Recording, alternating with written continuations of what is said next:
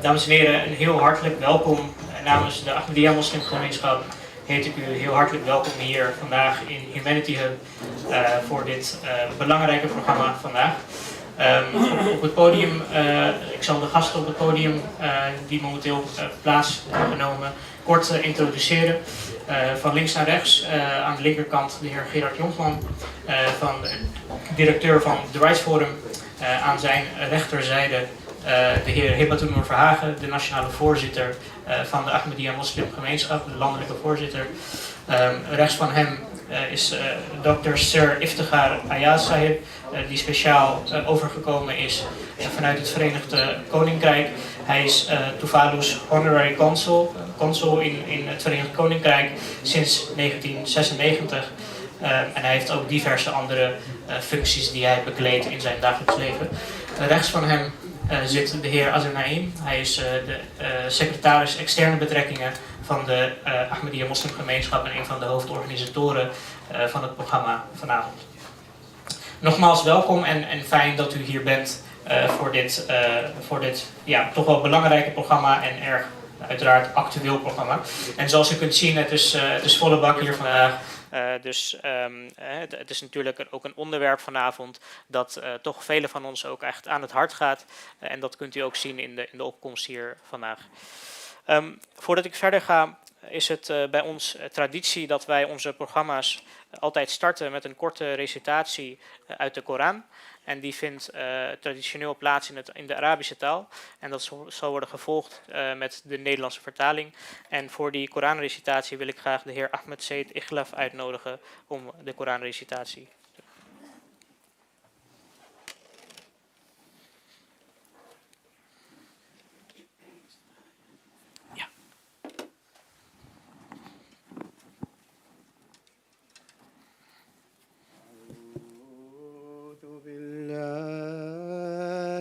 الشيطان الرجيم بسم الله الرحمن الرحيم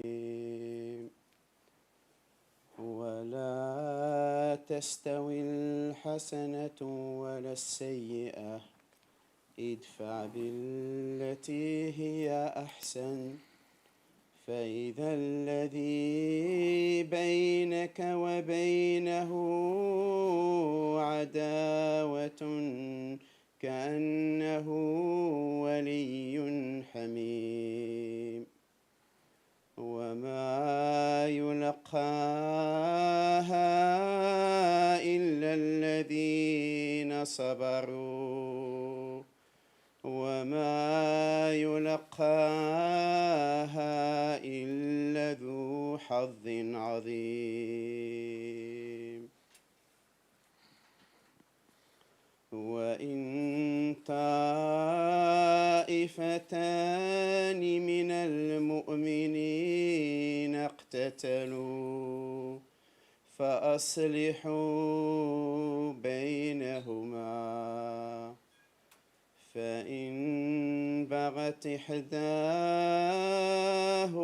على الأخرى فقاتلوا التي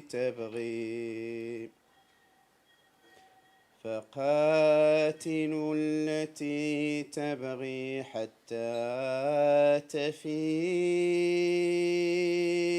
إلى أمر الله فإن فاءت فأصلحوا بينهما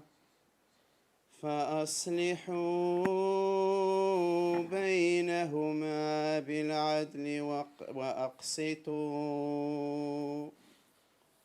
وأقسطوا إن الله يحب المقسطين إنما المؤمنون إخوة فأصلحوا بين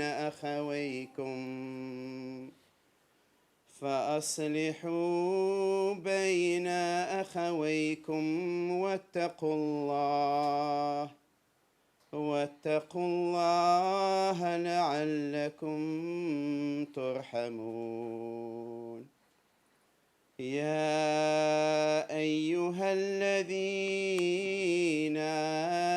آمنوا لا يسخر قوم من قوم عسى أن يكونوا خيرا منهم ولا نساء من نساء عسى أن يكن خيرا منهن ولا تلمزوا أنفسكم ولا تنابزوا بالألقاب بئس الاسم الفسوق بعد الإيمان ومن لم يتب فأولئك هم الظالمون.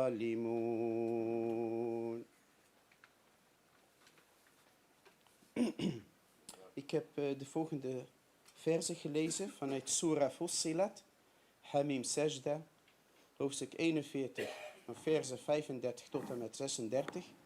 En Surah Al-Hujurat, hoofdstuk 49, verzen van 10 tot en met 12. Ik zoek toevlucht bij Allah tegen het kwade van Satan de verworpene. In naam van Allah, de barmhartige, de genadevolle. Het goede en kwade zijn niet gelijk. Daarom weerstaat het kwade door hetgeen best is. Dan ziet degene met wie gij vijandschap hebt, hij zal als uw boezemvriend worden. Maar het is niemand gegeven, behalve de geduldigen, noch is het iemand gegeven, behalve zij die een grote gave hebben. Verder. Indien twee partijen van gelovigen beginnen te vechten, treft dan een schikking onder hen. Maar indien een hunner tegen de ander in overtreding is, bestrijdt dan de overtredende partij, totdat zij tot de verordening van Allah terugkeert. En indien zij terugkomt, sluit dan een rechtvaardige vrede en behandelt hen billijk. Voorwaar, Allah heeft de rechtvaardige lief. De gelovigen zijn voorzeker broeders.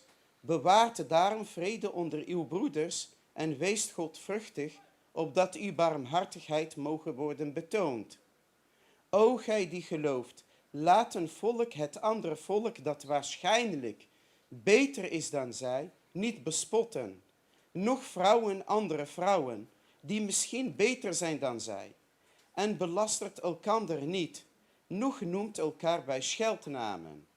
Kwaad is het geven van een slechte naam na de aanvaarding van het geloof. En zij die geen berouw tonen, zijn de onrechtvaardigen.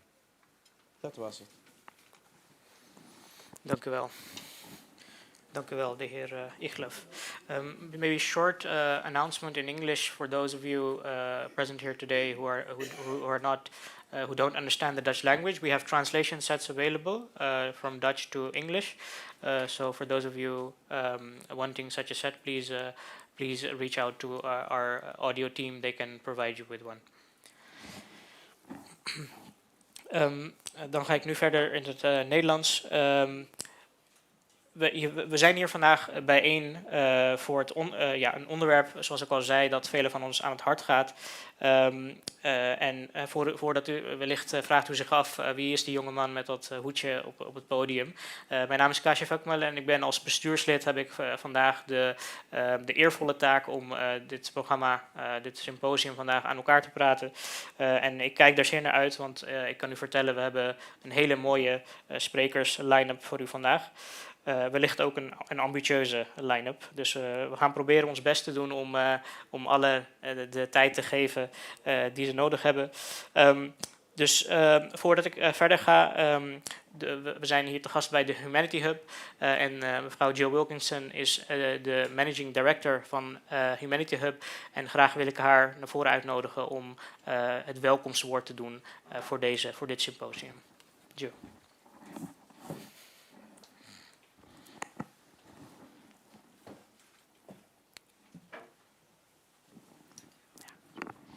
Goedenavond, dames en heren. Zoals Kashif al zei, mijn naam is Jill Wilkinson. Ik ben de directeur van de Humanity Hub.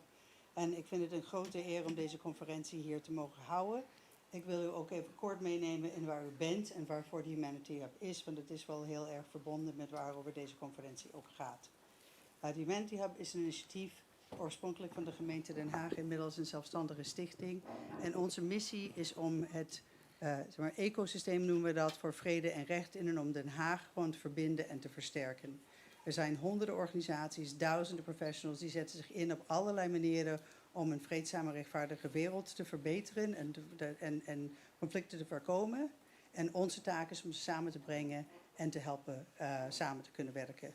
Dat doen wij op 3 verschillende manieren. Wij hebben een community, inmiddels zijn we ook verbonden met alle professionals die je kan bedenken in deze omgeving.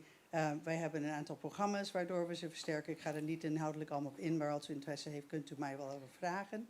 En wij hebben deze prachtige campus midden in de stad. Die bestaat uit deze verdieping voor evenementen en dan nog coworking en offices op 2 andere verdiepingen in dit gebouw. Waar mensen kunnen huisvesten. Dus heel fijn. Nou, daar bent u vandaag thuis. Maar de gastheer is natuurlijk Kashif en de Ahmadiyya Moslim Gemeenschap. En ik wens u een hele fijne avond. Welkom hier in de hub.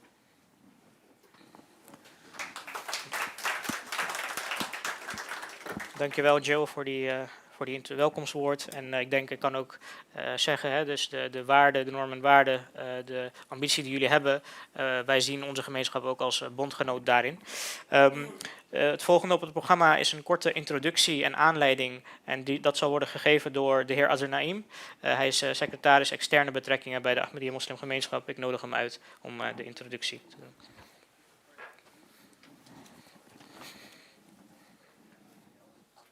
Hele goedenavond, dames en heren. Nogmaals hartelijk dank en van harte welkom dat u vandaag hier aanwezig bent. Ik ben een Ahmadi moslim. Maar ik kan nooit een goede Ahmadi moslim zijn voordat ik een goede christen ben. En ik kan ook nooit een goede christen zijn voordat ik een goede jood ben.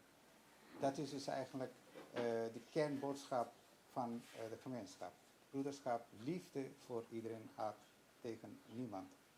Dat is die boodschap die wij proberen ook overal te verspreiden. En we proberen eigenlijk ook die conflicten waar ook in de wereld verschijnen, met alles wat binnen ons vermogen ligt, te sussen en tot een vreedzame oplossing te komen. Helaas is dat niet altijd mogelijk, blijkt, want die conflicten zijn veel te groot dan wat wij in ons vermogen hebben. Maar die gemeenschap, even korte aanleiding waar introductie over de gemeenschap is, die gelooft in die wederkomst van Jezus. En velen van u zijn niet onbekend die uitermate tolerante leer van Jezus Christus. Vrede zij met hem. Dat als iemand op uw één wang klap geeft, dat u dan andere voordraagt. En dat is dus eigenlijk ook een uitermate tolerante leer die hij in die tijd heeft gegeven. En ik denk dat ooit, dat is dus eigenlijk nu veel meer nodig is dan ooit. En dat is dus eigenlijk ook de reden dat onze gemeenschap daar ook aan werkt, omdat wij dan eigenlijk ook in zijn wederkomst geloven. Ik ga u niet die hele theologische achtergrond van de gemeenschap vertellen, maar ik nodig u ook wel uit om op onze website www.alislam.nu die inhoudelijk van de gemeenschap weet. Maar waarom ik nou hier ben, is eigenlijk ook aanleiding van deze bijeenkomst dat we hier zijn.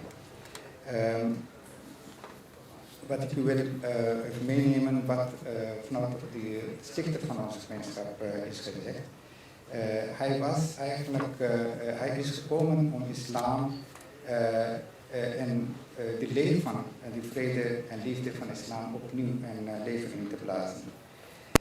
En liefde en mededogen aan de mensheid onderwijzen, zonder onderscheid te maken tussen religie en naties. Dit is de reden dat na zijn heengaande kaliefen, dus zijn geestelijke opvolgers, verhieven altijd hun stem tegen onderdrukkingen in hun respectieve tijdperken. En verhieven dus loben, zoals ik ook net zei, liefde voor iedereen had, voor niemand.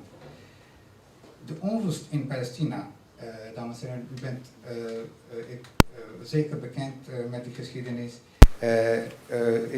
ontstond slechts 3 jaar na de vestiging van de Joden in Palestina. Om deze situatie onder de aandacht en aan de wereld te brengen, schreef toenmalige mufti, de grote mufti, de heer Mohammed Amin Hosseini van Palestina, een brief naar de Telegraaf in Londen, waar hij de misstanden die op dat moment gepleegd werden kenbaar te maken. Helaas is die brief in die tijd niet gepubliceerd door waarschijnlijk bepaalde beleid van de krant, maar is in 1929, zo lang is die conflict toch al gaande, door Review of Religion, dat is een Ahmadiyya tijdschrift in Londen, wel gepubliceerd. Later, toen Palestina en Israël werden verdeeld, de toenmalige minister van Buitenlandse Zaken van Pakistan, Sarzaullah Khan, hij was later ook de voorzitter van het internationale gerechtshof in Den Haag, die ook een Ahmadi was. Hij legde eigenlijk daarop volgende situatie uit als gevolg van deze opdeling. De Verenigde Naties waren tegen deze opdeling, maar toen deze toch werd opgedeeld, tijdens de ontmoeting met moslimleiders, legde hij hen uit dat oorlog niet de oplossing voor dit probleem is, maar dat de situatie nog erger zou worden als conflicten verder groeien. Dus het moet worden opgelost door middel van wederzijds discussie, maar helaas werd zijn advies niet opgevolgd en op de dag van opdeling begon een aantal moslimlanden en een paar dagen later oorlog die resulteerde in nog meer vernietigingen. Een oneindige staat van onrust in dit gebied bleef voortduren en vandaag de dag sterven duizenden onschuldige burgers, waaronder een groot aantal kinderen en vrouwen, dagelijks door Israëlische luchtaanvallen. Het is 5 maanden geleden dat deze catastrofe in oktober begon, maar het is niet gelukt van beide kanten een vredesakkoord te bewerkstelligen. Helaas is ook na die resoluties van de Verenigde Naties staakt het vuur nog niet kunnen worden geëffectueerd. Of nu schuld is van Hamas of van het Israëlische leger, als dit resulteert in onderdrukkingen van de onschuldige mensen wederzijds en de schending van fundamentele mensenrechten, en als er sprake is van schending, moeten wij onze stem verheffen tegen deze wreedheden en ons best moeten doen beide partijen naar een vreedzame oplossing voor dit probleem te brengen. Laten wij onze stem verheffen voor vrede, anders is het te laat en dit conflict in een 3e wereldoorlog met alle gevolgen van dien kan veranderen. Onze huidige kalif, de internationale hoofd van onze gemeenschap, die heeft ook vandaag in zijn vrijdag toespraak nog een keer benadrukt dat bijvoorbeeld aanval op ambassade in Syrië, op Iraanse ambassade, die geheel onrechtmatig en onrechtvaardig is, en ook die aanvallen op die hulpverlenende busjes, dat zijn eigenlijk kunnen escaleren. En hij noemde het eigenlijk al, we zitten al in de 3e wereldoorlog. We zitten daar al. We moeten eigenlijk nu ons best doen om dat te beperken. Voor mij is deze bijeenkomst vandaag geslaagd als wij in ieder geval vandaag vanuit deze podium een geluid kunnen maken dat ook de Nederlandse overheid ontzettend haar best doet om die vrede dusdanig te faciliteren dat die beide partijen nader tot elkaar komen in plaats van dat wij één partij of die andere partij tegen elkaar gaan opsteken. Dat is dus de boodschap. Ik denk dat er heel veel over dit onderwerp zometeen gaat spreken, maar voor mij is het belangrijk dat wij aan het eind concluderen dat wij samen een stem kunnen heffen voor de vrede in Gaza. Dank u wel.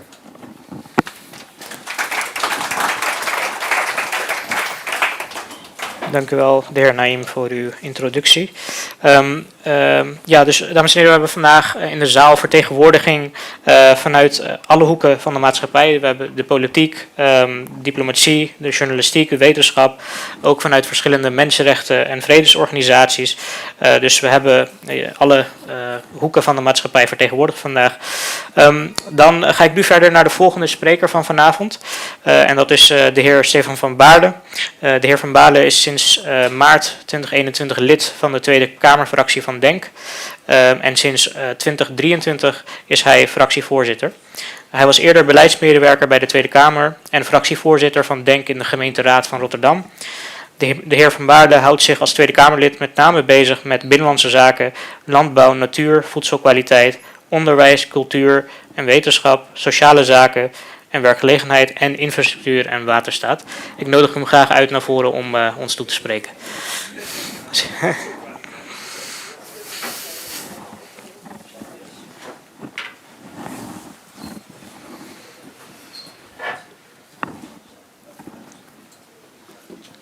Bedankt voor de introductie. We zijn een kleine fractie met 3 mensen. Dus dat betekent dat je verantwoordelijk bent voor een hoop van de onderwerpen. Vandaar dat de lijst van onderwerpen wat langer is bij een Kamerlid als ik. We zijn vandaag bij elkaar in hele moeilijke tijden. In tijden waarin we zien dat er verschrikkingen plaatsvinden. Bijna 40.000 doden op dit moment. Mensen die vermoord zijn in Gaza. Internationale organisaties die de alarmbellen rinkelen over hongersnood in Gaza. Kinderen die geen ouders meer hebben. Het is verschrikkelijk om te zien. En volgens mij zijn we het er allemaal over eens dat er in Gaza per direct een staakt het vuren moet komen. Dat er per direct hulp toegelaten moet worden om ervoor te zorgen dat we de mensen in Gaza helpen. En dat er een pad moet zijn voor rechtvaardigheid en gelijkwaardigheid voor de Palestijnen. Waarbij we ons moeten beseffen dat het geweld niet op 7 oktober is begonnen, maar al tientallen jaren voortduurt. Met de Nakba in ons geheugen, de verdrijving, de etnische zuivering, waardoor duizenden Palestijnen het slachtoffer zijn geworden, de annexatie van land, het vermoorden van journalisten en kinderen door het Israëlische leger, dat gebeurt al tientallen jaren. En de vraag is waarom dat realistische pad naar gelijkwaardigheid, die vrede, die hulp, waarom die er maar niet komt. En ik ben ervan overtuigd dat het grootste obstakel voor die vrede de opstelling is van onze regeringen.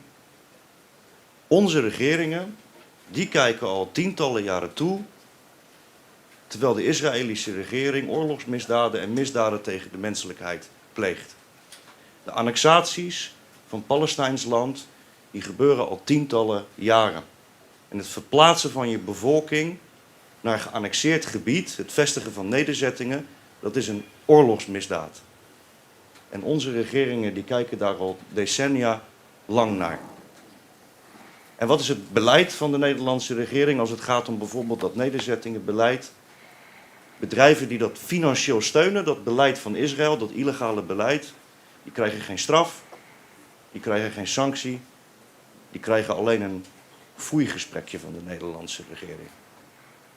Alleen een foeigesprekje. Er staat een waarschuwing op internet dat het misschien niet zo verstandig is om te ondernemen in gebied en daarmee een bezetting te faciliteren. De Nederlandse regering kijkt dus toe, het beleid is tandeloos. En dat zien we op veel meer vlakken. Het vermoorden van journalisten, het vermoorden van kinderen, de genocide die op dit moment plaatsvindt in Gaza, vindt straffeloos plaats. Nog steeds heeft de Nederlandse regering het over het recht op zelfverdediging. Zelfverdediging terwijl we zien wat er op dit moment plaatsvindt. En als we wat de Nederlandse regering doet vergelijken met wat de Nederlandse regering terecht doet in andere situaties, dan is de dubbele maat die is gewoon stuitend. Nederland heeft zich wel aangesloten bij een hele belangrijke genocidezaak die op dit moment speelt, namelijk in Myanmar.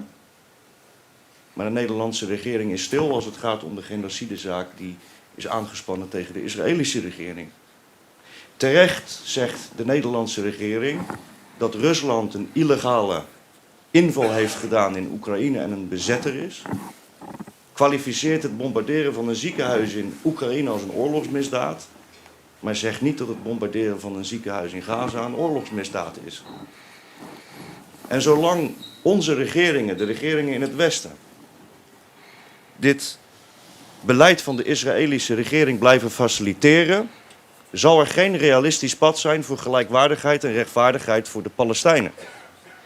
De Nederlandse regering gaat nu zelfs in cassatie om te proberen te blijven onderdelen te leveren voor F-35 vliegtuigen aan de regering van Israël, zodat de regering van Israël met uit Nederland geleverde onderdelen de misdaden kan voortzetten. Dus de Nederlandse regering is niet alleen stil, kijkt niet alleen toe, onderneemt actieve pogingen om de agressie van Israël te faciliteren. En dat is stuitend. Dus wat ons betreft moet de Nederlandse regering als zetel van het internationaal gerechtshof laten zien dat wij ook het land zijn dat internationaal recht wil handhaven, door consequenties te verbinden aan het gedrag van Israël, omdat Israël al decennia lang geen enkele consequentie ondervindt. En nu ook niet. Maar wij zijn er ook van overtuigd dat het enige realistische pad naar gelijkwaardigheid, vrede en gelijkwaardigheid voor iedereen, dat dat een één-staat-oplossing is. En daar bedoelen wij één staat met gelijke rechten voor moslims, christenen, joden, wie dan ook. Maar wij hebben geconstateerd dat in de afgelopen tijd de Israëlische regering ieder realistisch pad naar een twee-staten-oplossing onmogelijk heeft gemaakt. Want zelfs op dit moment maakt de Israëlische regering weer plannen om nog meer illegale nederzettingen te gaan bouwen op Palestijns land. Hoe kan een overheid die dat beleid voert een realistische partner zijn in een twee-staten-oplossing waarin gelijkwaardigheid is voor iedereen? Wij geloven erin dat op het moment dat je gelijkwaardigheid wil hebben voor iedereen, dat apartheid gestopt moet worden. En het is onze overtuiging dat de regering van Israël op dit moment een apartheidstaat is. Willen wij ervoor zorgen dat er gelijkwaardigheid ontstaat voor iedereen, dan zal apartheid beëindigd moeten worden. En dat kan in onze visie alleen in één staat waar iedereen gelijke rechten heeft en vreedzaam naast elkaar leeft. Joden, moslims, christenen, we moeten ons niet laten verdelen op basis van geloof en afkomst. Geweld tegen Joden en antisemitisme keur ik in het diepst van mijn vezels af. En tegelijkertijd is het ook niet zo dat kritiek op de regering van Israël per definitie antisemitisme is. Dat onderscheid moet ook heel helder gemaakt worden. En ik hoop dat we vandaag in de discussie die we voeren een bijdrage kunnen leveren in het denken, met name over de opstelling van onze regeringen. Want daar hebben wij invloed op. Daar kunnen we iets aan doen. En ik vind dat wij ook in deze zaal onze aandacht erop moeten richten om ervoor te zorgen dat onze regeringen niet meer toekijken en ook het beleid van de Israëlische regering niet meer blijven faciliteren waardoor de misdaden plaatsvinden. Ik hoop dat dat de verandering zal zijn die we met elkaar kunnen bewerkstelligen. Dank u wel.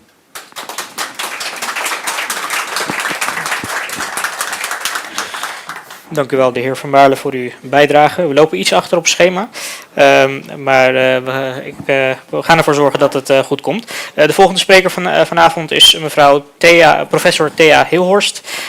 Mevrouw Hilhorst is sinds 2015 hoogleraar humanitaire hulp en wederopbouw aan de International Institute of Social Studies van de Erasmus Universiteit. Van 2006 tot 2017 was ze ook bijzonder hoogleraar humanitaire hulp aan de Wageningen Universiteit. In 2022 ontving zij de Spinoza-prijs, een van de meest prestigieuze Nederlandse onderscheidingen binnen de wetenschap. Ze houdt zich veel bezig met NGO's en was recent ook initiator en organisator van de Vastenwaken voor Gaza bij de ingang van de Tweede Kamer. Ik nodig haar graag uit om ons toe te spreken.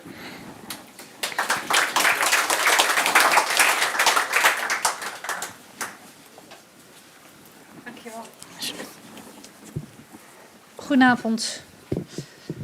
Om met het laatste te beginnen. Ik heb dus inderdaad vorige week 5 dagen voor de ingang van het parlement gezeten in Nederland, hier in Den Haag, om de hoek bijna.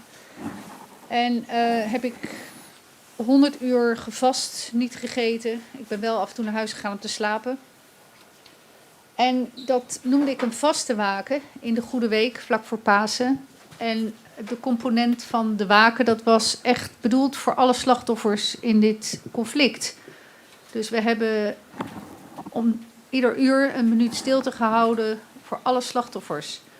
De 1000 tot 2000 mensen uit Israël, de gegijzelden, de meer dan 1000, 2000, misschien kloppen mijn cijfers niet zo goed, van de mensen die op Westbank zijn vermoord. De meer dan 32.000 Palestijnen in Gaza. En de 2 miljoen mensen die bedreigd worden in Gaza vanwege een hongersnood. Mijn vaste was ook om aandacht te vragen voor die hongersnood. De reden waarom ik dit had gedaan is een onvoorstelbare diepe deceptie, schaamte voor mijn overheid. En ik heb natuurlijk altijd kritiek op mijn overheid. Ik vind sommige dingen eigenlijk ook heel tof die Nederland doet. Het is een beetje gemengd. Maar vanaf het begin van dit conflict heb ik me daar ook wel als hoogleraar natuurlijk mee kunnen bemoeien in zekere zin. Of ik heb me kunnen uiten. Ik heb op de radio, de tv, in krant heb ik daarover kunnen uiten. Met name vanuit mijn vakgebied de zorg voor de humanitaire situatie die ontstond. Het buitensporige geweld. En op een gegeven moment hoorde ik dus op de radio dat Nederland president Herzog had uitgenodigd voor de opening van het Holocaustmuseum. En dat gaf mij een soort, daar knapte iets bij mij. Ik dacht, hoe kan dat nou dat wij als Nederland een president uitnodigen op staatsbezoek die op dit moment evident verantwoordelijk is voor die hongersnood die er is in Gaza. De bewijzen daarvoor zijn overweldigend. Dat Israël daar rechtstreeks verantwoordelijk voor is. Er is net een rapport verschenen vorige maand over gebaseerd op echt heel degelijke onderzoek, interviews. Op hoeveel manieren Israël de hulp in Gaza tegenhoudt, tegenwerkt, blokkeert. Dat zijn die vrachtwagens aan de grens die we zien, die eindeloos lange controles, maar ook het beschieten van hulp, loodsen waar hulp is opgeslagen, het beschieten van hulpconvooien. We hebben het nu net afgelopen dinsdag gezien. Het beschieten van mensen die hulp komen vragen. Dus stelselmatig is Israël bezig om hulp aan Gaza onmogelijk te maken, te blokkeren, tegen te houden. Wat mij daarin ook schokt, ik had gedacht in Nederland tenminste dat het humanitaire verhaal, en daar benadruk ik dat ook iedere keer zo erg, dat een verbindend iets kon zijn. Dat, hoe we ook staan in dit conflict, dat de humanitaire crisis die er het gevolg van is, dat die zou kunnen verbinden. Dat we daar de stem in ieder geval bij elkaar konden krijgen van, nou laat dat tenminste ophouden. Ik zie het niet gebeuren. Hoewel aan de andere kant zie ik nu ook wel heel veel stemmen die kant op gaan hoor. Echt heel erg veel. Maar toch zie ik het niet gebeuren. En dat heeft voor een deel te maken met de enorme effectieve oorlogspropaganda van Israël. Ik begrijp bijna niet hoe effectief die hier in Nederland kan zijn. Waarbij Israël er gewoon eigenlijk in slaagt om de Verenigde Naties als een partij in de oorlog weg te zetten. Ik werd vorige week vrijdag werd ik gebeld door een journalist van een ongelooflijk spraakmakend Nederlands heel goed programma. Ik durf niet de naam te noemen. En die doen dan zogenaamd op het eerste gezicht zijn die journalistiek heel oké bezig. Dus zij zei tegen mij van ik zit te proberen uit te vinden hoeveel vrachtwagens met hulp nu Gaza binnenkomen. En er is een heel groot verschil in de cijfers tussen wat Israël beweert en wat de Verenigde Naties beweren. Dus kunt u mij misschien helpen? Weet u een onafhankelijke bron die dit kan verifiëren? Dus ik zei tegen haar, een onafhankelijke bron? Ja, dat weet ik heel goed. Dat is de Verenigde Naties, mevrouw. Je kunt niet zeggen, Israël, Verenigde Naties, dat zijn 2 bronnen. En we moeten nou eens even kijken wie er gelijk heeft. Dat kun je toch niet zo stellen. De een is een oorlogspartij, voortdurend betrokken bij leugens, bij propaganda. En de andere is een zeer gerenommeerd. Dat hebben wij met elkaar opgericht, die Verenigde Naties, om in dit soort gevallen hulpvragen in kaart te brengen en hulp te verlenen, dat kun je niet op die manier gelijkstellen aan Israël. Nou, daar was zij best wel stil van. Zij zei, ja, maar dat doen wij altijd. 2 bronnen. Ik zei, nou, dan moet je in dit geval echt eens over nadenken of je dat echt moet doen. Want het ligt gewoon op dit moment heel anders. Waar komen die bronnen vandaan en wat doen die bronnen? Ik ben geschrokken dat we zelfs op de hongersnood niet een gemeenschappelijkheid kunnen vinden om hier echt adequaat op te reageren. Ik ben het helemaal eens met de vorige spreker dat mijn regering echt de ene steek na de andere laat vallen. Blijft volharden in een relatie en het hoeft niet. Ik was in een radioprogramma samen met de Belgische minister van Buitenlandse Zaken. Nou, zij wond er helemaal geen doekjes om. Van buitensporig geweld, hongersnood, Israël. En ze was klip en klaar en ze was onvoorstelbaar duidelijk. Nou, ik wou dat mijn minister-president dat ook zou doen. Dank u wel.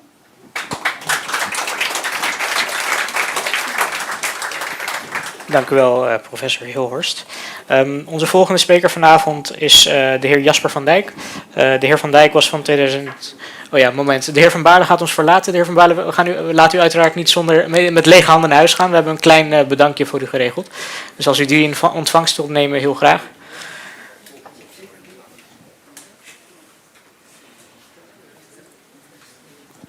Ja, dank u wel. Ja. Ja, de heer Jasper van Dijk, hij was van 2006 tot 2023 Tweede Kamerlid voor de SP. In die hoedanigheid was hij sinds 2021 woordvoerder Defensie, Buitenlandse Zaken en Ontwikkelingssamenwerking. Tegenwoordig maakt hij interviews voor het kanaal De Nieuwe Wereld. En hij strijdt zijn hele leven onverminderd voor rechtvaardigheid, solidariteit en de aanpak van wereldwijde ongelijkheid. Ik nodig hem graag uit om ons toe te spreken.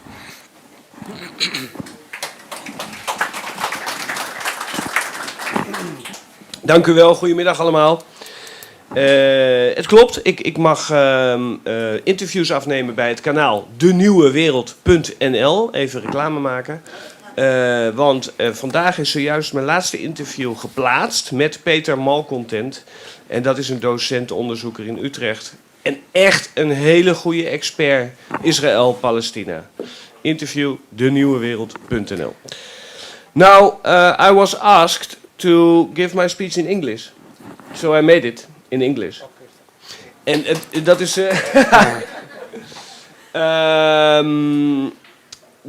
dat is misschien niet zo erg, want de 2 vorige sprekers hebben hele goede dingen gezegd.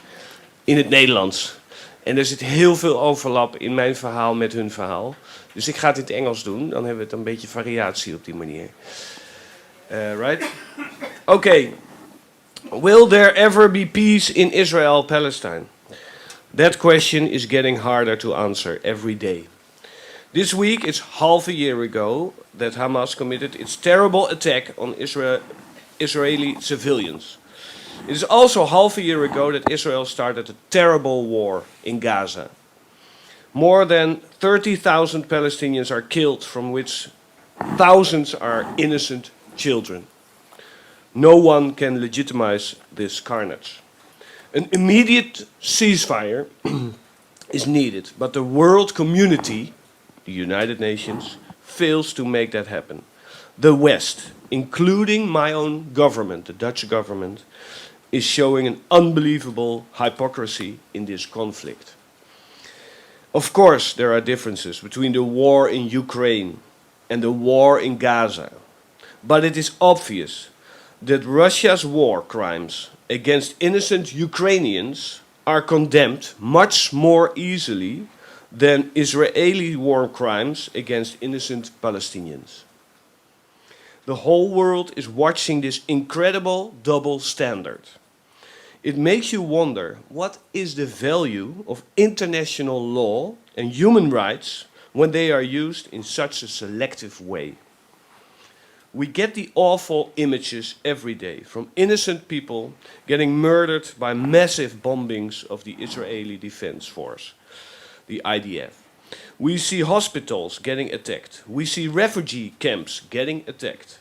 We see all signs of a famine among half of the Palestinian people in Gaza. This week we saw 7 international aid workers got killed. There is no doubt that war crimes are being committed. And By remaining silent, the West is losing all of its credibility. This is a scandal, and it must be stopped immediately. At the same time, we see a very heated debate in the Netherlands. If you are critical on Israel, sooner or later somebody starts talking about anti-Semitism. Let me be clear about that. Anti-Semitism is disgusting. The Holocaust was a terrible crime against Jews. But this cannot mean that Israel has a carte blanche against its neighbors. The killing of innocent Palestinians must stop. There is no excuse of what the IDF is doing. If we take international law seriously, we do everything to stop it. What can we do? I see three things. One, first of all, we need an immediate ceasefire. Humanitarian aid must get access. The blockade of food, water and energy must stop right away. Two, after a ceasefire is settled, we need to have negotiations about a sustainable peace agreement. Therefore, it is also important that the Dutch government acknowledges a Palestinian state, so that Israel and Palestine become equal partners in the international community. About 140 countries out of 200 already did this. And of course, the occupation of the West Bank must stop. 3. The international community should no longer remain silent about the crimes that the Israeli government is committing. Condemnations are not enough. Actions speak louder than words. So we need to talk about measures against Israel as long as it continues its horrific policy. Therefore, we need to suspend the association agreement between Israel and the European Union.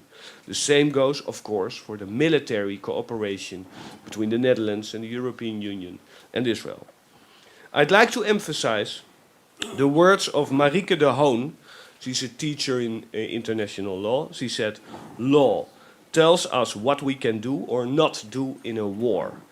But the law needs political will and action to get parties to maintain this law." Now let's do that for a change. We've been waiting long enough. Thank you.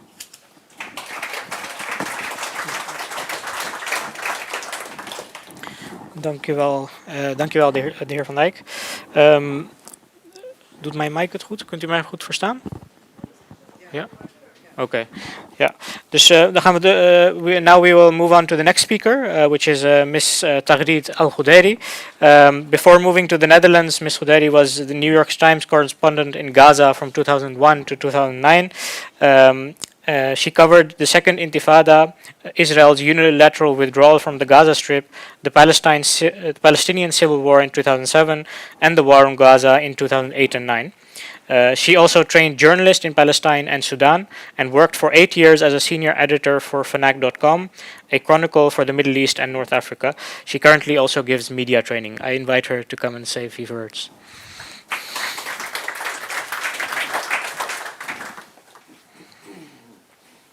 Thank you very much. Thank you so much for inviting me here. And thank you for all the wonderful speeches before me.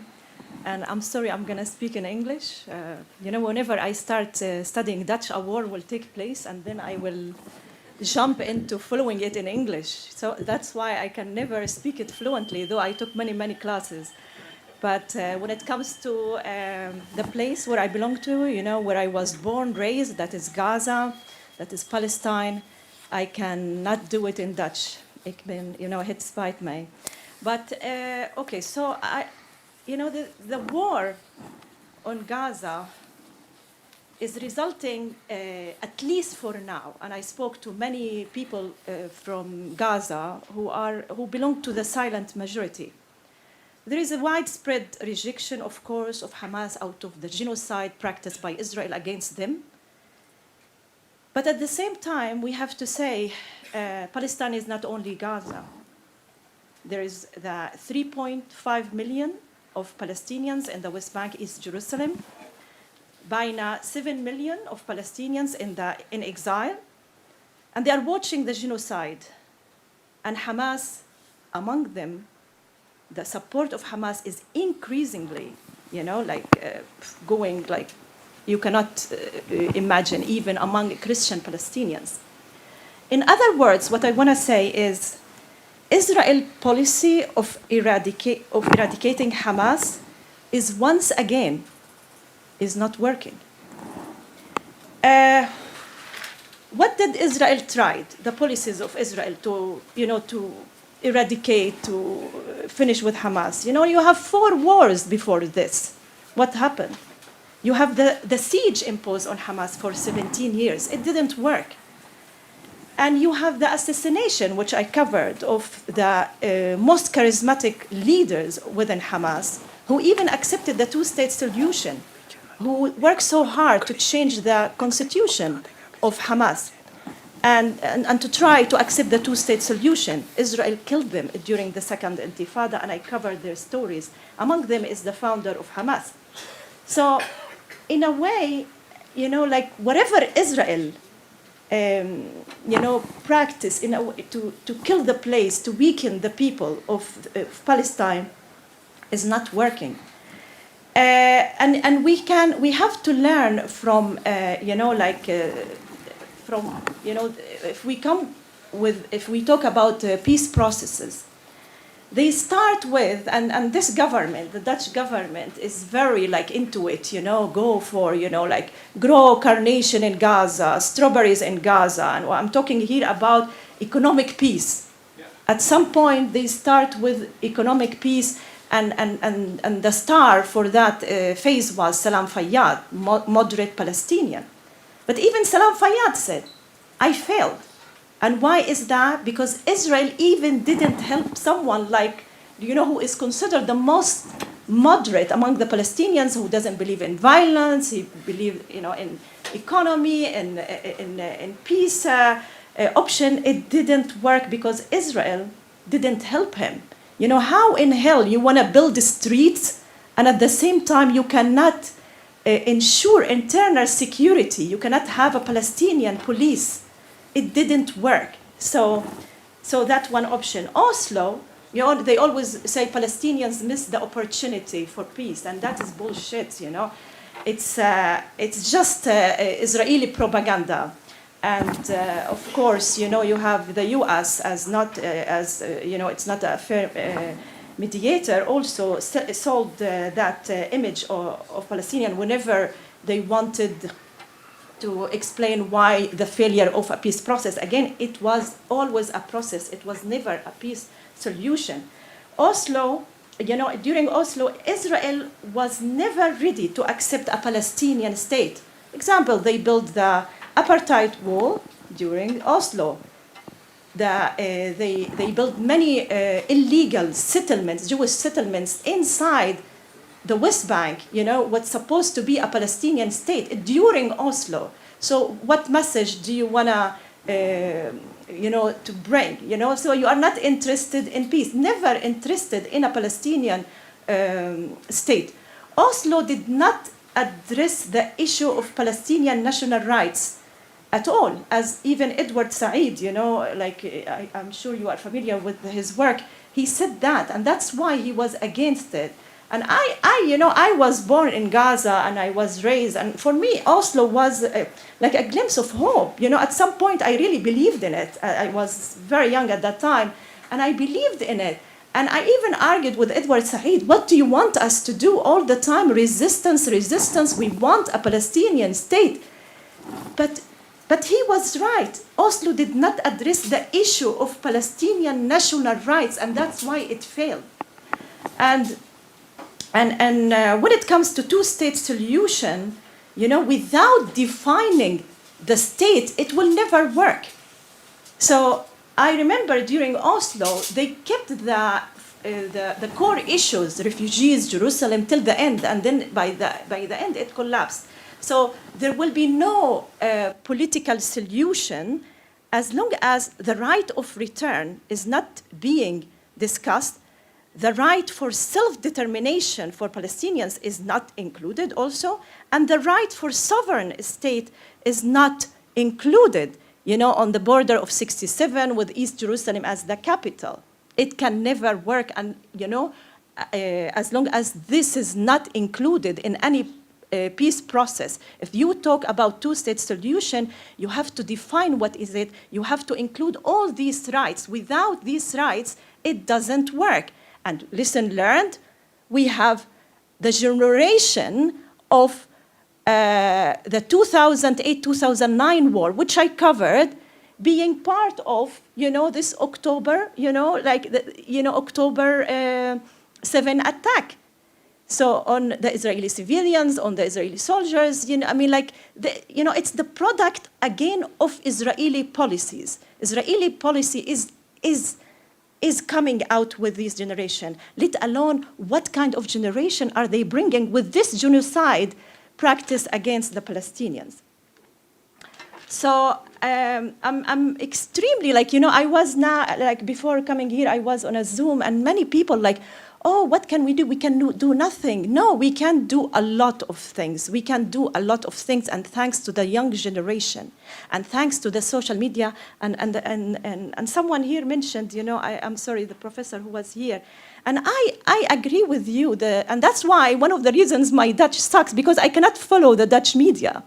I mean, it can be a great listen, but it's so hard for me because it's so, how do you call it? It's too limited. And they are very selective when it comes to people they interview. And it took a genocide for NOS to allow its correspondent to do a story on the 1948, the Nakba, the catastrophe. It took this genocide for NOS to be able to write a story on the Nakba. So the Nakba was never covered by like a platform like NOS. It's, for me, it's very shocking.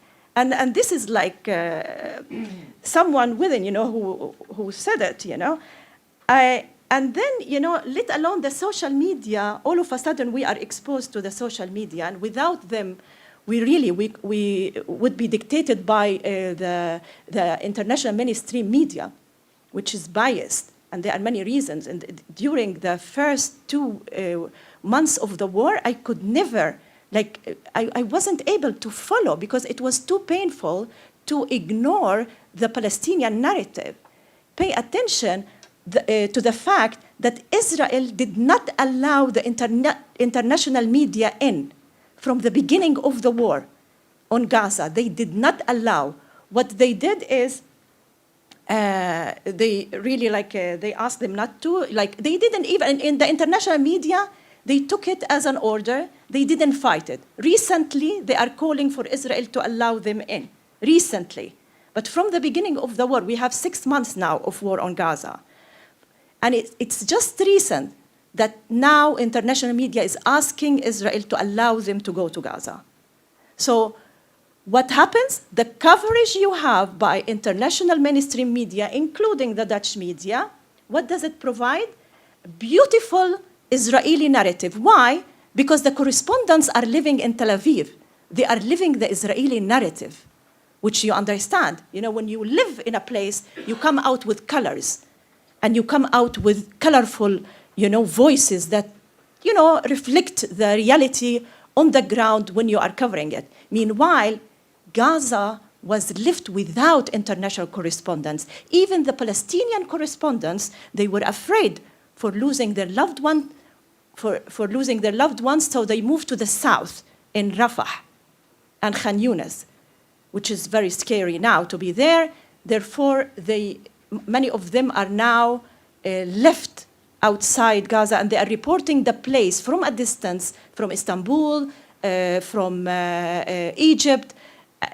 So Gaza is left out with few correspondents, and thanks to Al Jazeera English, without them, really, we cannot see it live, what's happening, and without the social media, we could never, be able to see what's happening on the ground.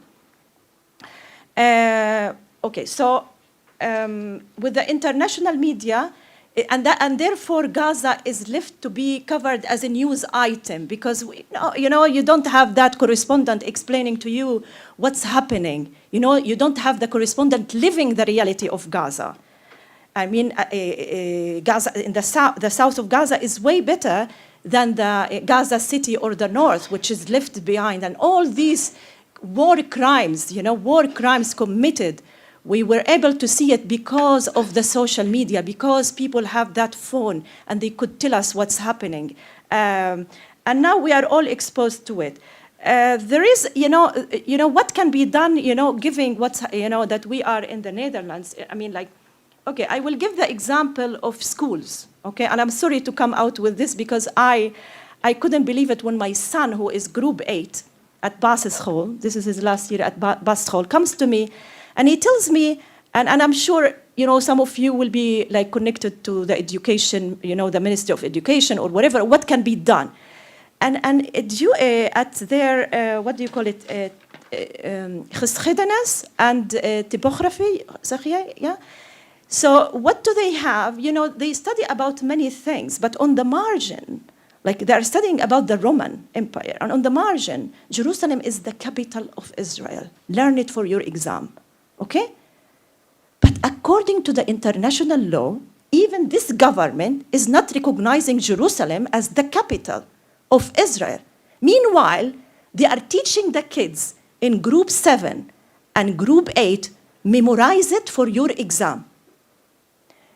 A friend of mine, he reached to the Ministry of Education and the publishing house of the books, of the really like the history and the typography, booking, and they admitted and that it's a mistake, it's a factual mistake. They admitted in a letter that, and also they apologized. Meanwhile, that letter that they sent it to my friend is 2 years old. Meanwhile, the books are still there.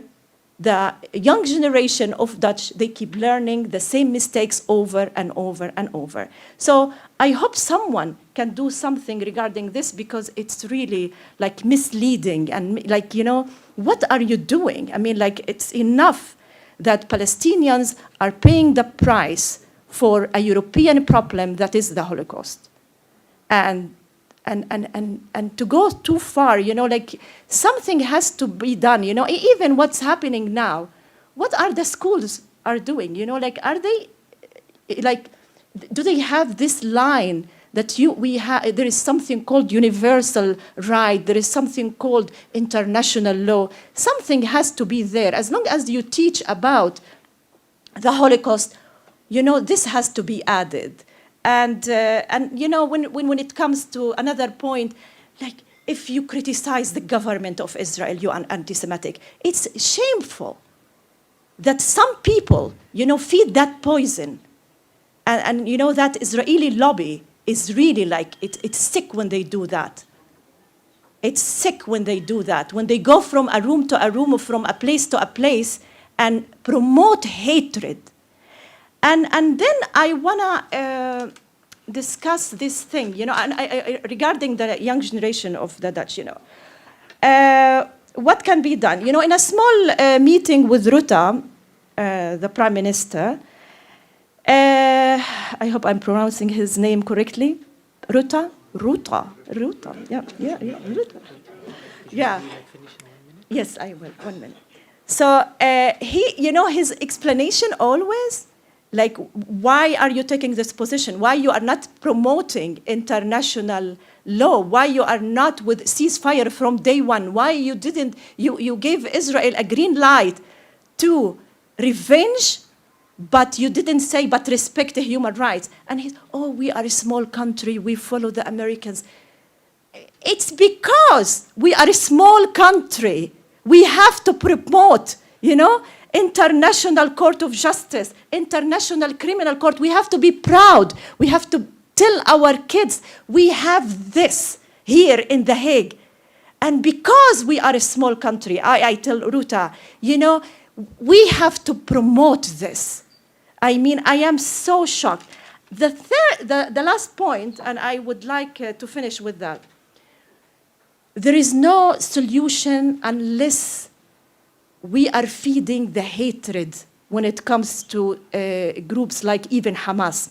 Because after all, Hamas is a political party, in Palestine, and it's very popular. And Israel has not succeeded in eradicating it, and it will never.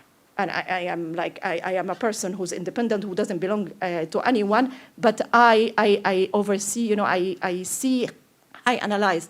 So Palestinian national unity is a must. And we talk here about pluralism.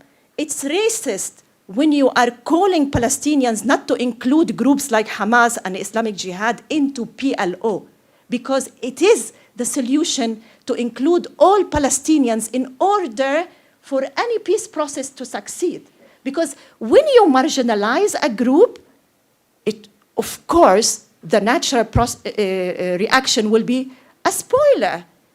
To avoid any spoiler, you have to engage all groups for the sake of the peace process, for the sake of whatever you want to call it. And now, you know, don't be surprised, because of the failure of Oslo, the two-state solution, many young people are with one-state solution, equal rights for all. And maybe I will stop here, and if you have any questions, please come back to me. If I wasn't clear here or there, please let me know. Thank you so much. Thank you. Thank you very much. I'll use this microphone if that's okay. So we're running a bit behind schedule, but for now we have planned a panel discussion. And in this panel discussion, we will have 4 members. This panel discussion will be in English. And so members of this panel would be Professor Thea Hilhorst, Mr. Gerard Jonkman, Mr. Jasper van Dijk, and Dr. Sir Iftikhar Ayaz. So if I could kindly request Amir Sahib and other names I have to... And if I could kindly request Ms. Hilhorst and Mr. Van Dijk to also come to the stage. And this panel will be led by Mr. Nabil Siddiqui, and I invite him to come forward as well.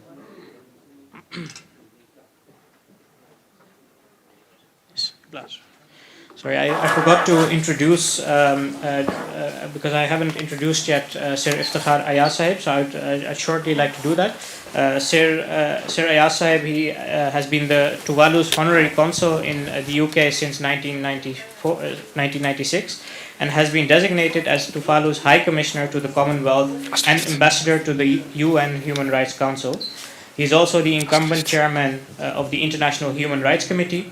Sir Ayaz is a recipient of several honors, including Role Model of the Year in 2016, OBE, which is Officer of the Most Excellent Order of the British Empire, and KBE, which is Knight Commander of the Most Excellent Order of the British Empire. In 2020, he received the Queen's Medal for Humanitarian Service, and in 2022, he has been awarded with the Queen's Medal for Platinum Jubilee. He's also an eminent member of the Ahmadiyya Muslim community and a former national president of the UK chapter of our community. And it gives us great pleasure that you are here and came all the way from the UK to join us. Thank you. So I will now hand it over to Nabil Siddiqui to lead the panel discussion. Can everyone hear me? I think, yeah, now it works. Thank you. Good evening, everyone. And thank you for bearing with us. I'm just going to give this to Mr. Van Dijk. All right. I think logistically, if I'm too close, it's going to reverb to the crowd, so I'm going to move down a little bit. So it's, and I'm going to just start off this panel discussion, just take it off from where we started. And Mr. Van Dijk, I want to start with you, because your experience as being in the media. So if you look at the sudden escalation of violence, we call it sudden escalation of October the 7th. It caught Israel and the world off guard, kind of. Everyone knew, no one knew what happened, and all of a sudden, these attacks happened. But as we have seen, we've listened to Mr. Van Baarle, we've listened to Mr. Vrede, that this is not something that started on October the 7th, right? It has been going on for years before. And also, Mr. Vrede also alluded towards the role of the media, right? So my question to you is, what role should the media play in their coverage, and how can the media play a role in establishing peace in the short or long term? Good question. Does the microphone work? It should work, yeah. I think it's really important to improve the media. Somebody already said something about it. You also said, Thea Hilhorst said something very interesting about it, that this program, I think I can guess what program it is, but it doesn't matter. The media is, I think, in the end, in my country, in the Netherlands, quite pro-Israel, and it's not balanced. So if you turn on the television or the radio is better, by the way, but if you turn on the television every evening, you can see 75% pro-Israeli information and maybe 25%, I mean, like that, I do that. So it really should be more balanced. And this is not only in the media, this discussion, it's also in the parliament. I worked there for 17 years, and I think, well, the majority of parties is pro-Israeli. So you can talk for hours about the disaster that is going on in Gaza at this moment, but the media is rather talking about smaller issues in our own country for hours. Anti-Semitism, as I said, is horrible, is wrong, is terrible, but it can never justify the behavior of the Israeli government. You can simply separate those two things, and that is always a discussion. You have to take very long time to say, of course I disapprove of anti-Semitism, but I want to talk about the policy of Israel. And there should be always, like you said, a balanced view on by the media as well. Much more balanced, much more balanced. And you know, you hit something that I want to take forward.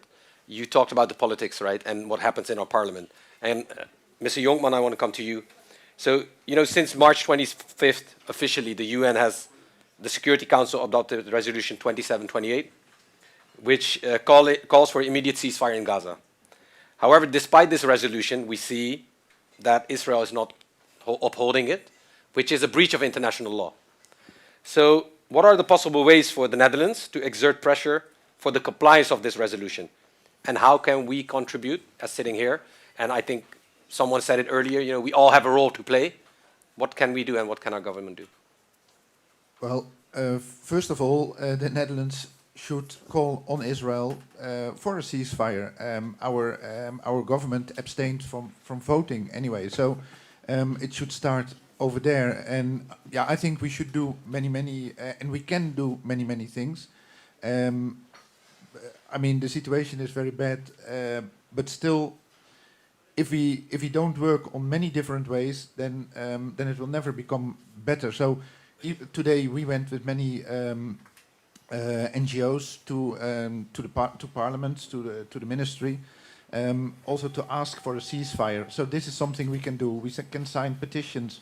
We have to put pressure on the members of Parliament and to write opinion articles to the newspaper. So I think this is all we can do. So the public society needs to put pressure on our government to call for a ceasefire and to put pressure on Israel. So we have to put pressure on our government to put pressure on Israel. So, and you mean, because when you say pressure, should we take that in a more broader sense than it's being done right now? Like, what kind of pressure? Is it only political pressure, or are there other ways?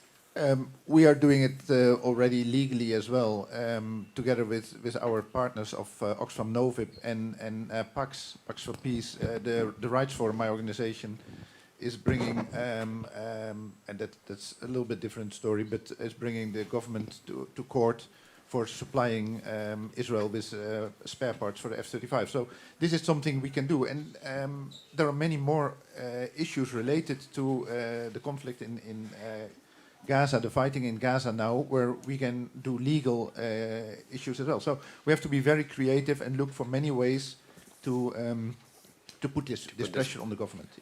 So moving from kind of the call for a ceasefire, there's obviously, we've heard it many times, you know, by all the speakers, that there's a dire humanitarian issue right now as well, which is prevalent right now in Gaza. So there is an urgent need for immediate free access. And Mr. Sir Ayaz, I want to come to you with this question, if you will. So there is a need of life-saving emergency aid in Gaza right now food, water, fuel, as well as restoration of essential services, because as we know, also hospitals have been bombed, and those services in the hospitals also need to be ramped up again. There's specific need of those things. And if we read that in the latest kind of research, it said that only 2% of normal food supply has reached Gaza, and I think it was already said that the aid convoys are being attacked. That's being made difficult for them to enter the Gaza Strip as well. So how can we effectively advocate for this humanitarian aid by Gaza? I think this is a very, very important and urgent question, which requires the attention of all, without any discrimination or consideration of faith or anything, because it's a very serious, a very catastrophic humanitarian issue. I mean, we know each and every day more and more people are dying of starvation, of hunger, and especially young children. You see some documentaries which are unbearable totally. So we cannot just wait for policies and laws and this and that. We have to make sure that the food reaches those people who need it right now. And unfortunately, just as we heard last week, 7 of those World Kitchen officials were just killed. That was totally irresponsible. And I think Israel cannot be forgiven for that, because they were there and they were actually leaving their warehouse to go and feed the children and people. And they were just killed, bombarded. So we have to wake up to this call. We cannot just talk about it and discuss it. We have to do something about it. And the thing is that we have to be united for that. It is not that one group says, okay, talk to Israel, and one group says, oh, we cannot do it because our government's policy is different.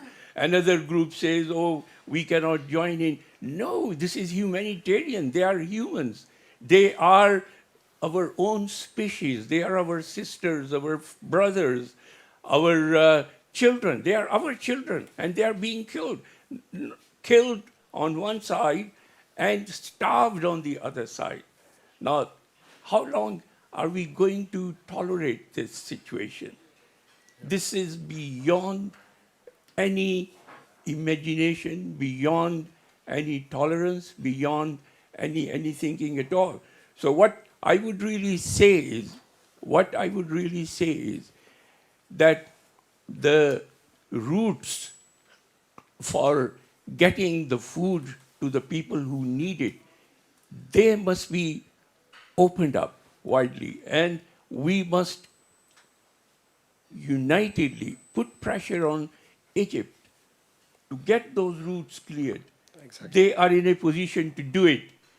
And I'm sure if they stood strongly with the Palestinians, things will get better very, very soon and very much. Thank you.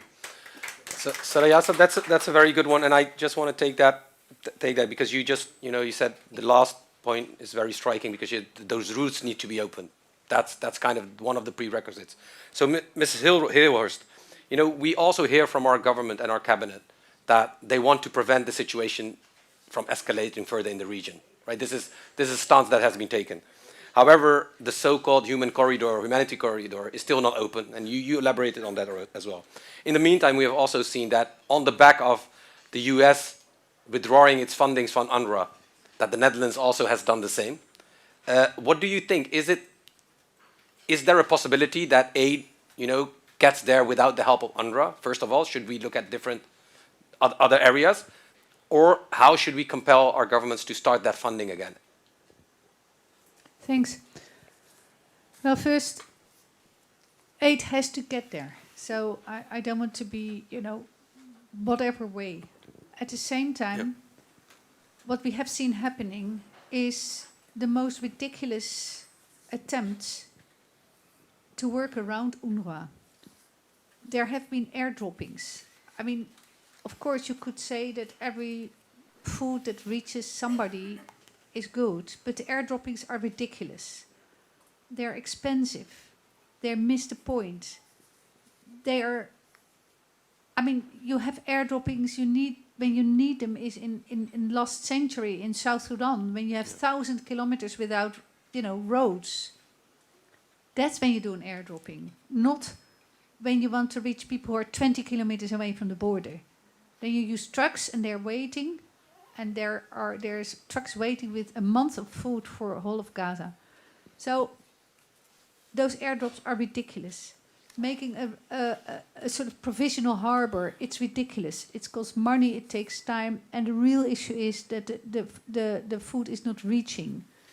So of course, you could say any aid is helpful, but the bigger picture is that Israel is consistently making this propaganda to frame the UN as a party in the conflict. The UN is not a party. The UN is the people's, what all of us worldwide have set up. We the peoples. Exactly. So one of the most flabbergasting aspects of this is that my government hasn't stood up for the UN. Yeah. They throw away the UN as if it's nothing. It's the only thing that we have in the world at this moment that can sort of, represent a level of we the people's world order, and we just throw it away if it's nothing. Yeah. Because there's no use of the UN if we're not going to be just, and we have not. The Caliph of the Ahmadiyya Muslim community also said, the use of the UN is only there when there's absolute justice amongst all the members of the UN and the entire population. The Netherlands was at the forefront. Exactly. Of setting up the UN. Look at here, The Hague. We have the court here that the Netherlands is denying when it comes to. We all know about this. We've been talking about this for the whole evening already.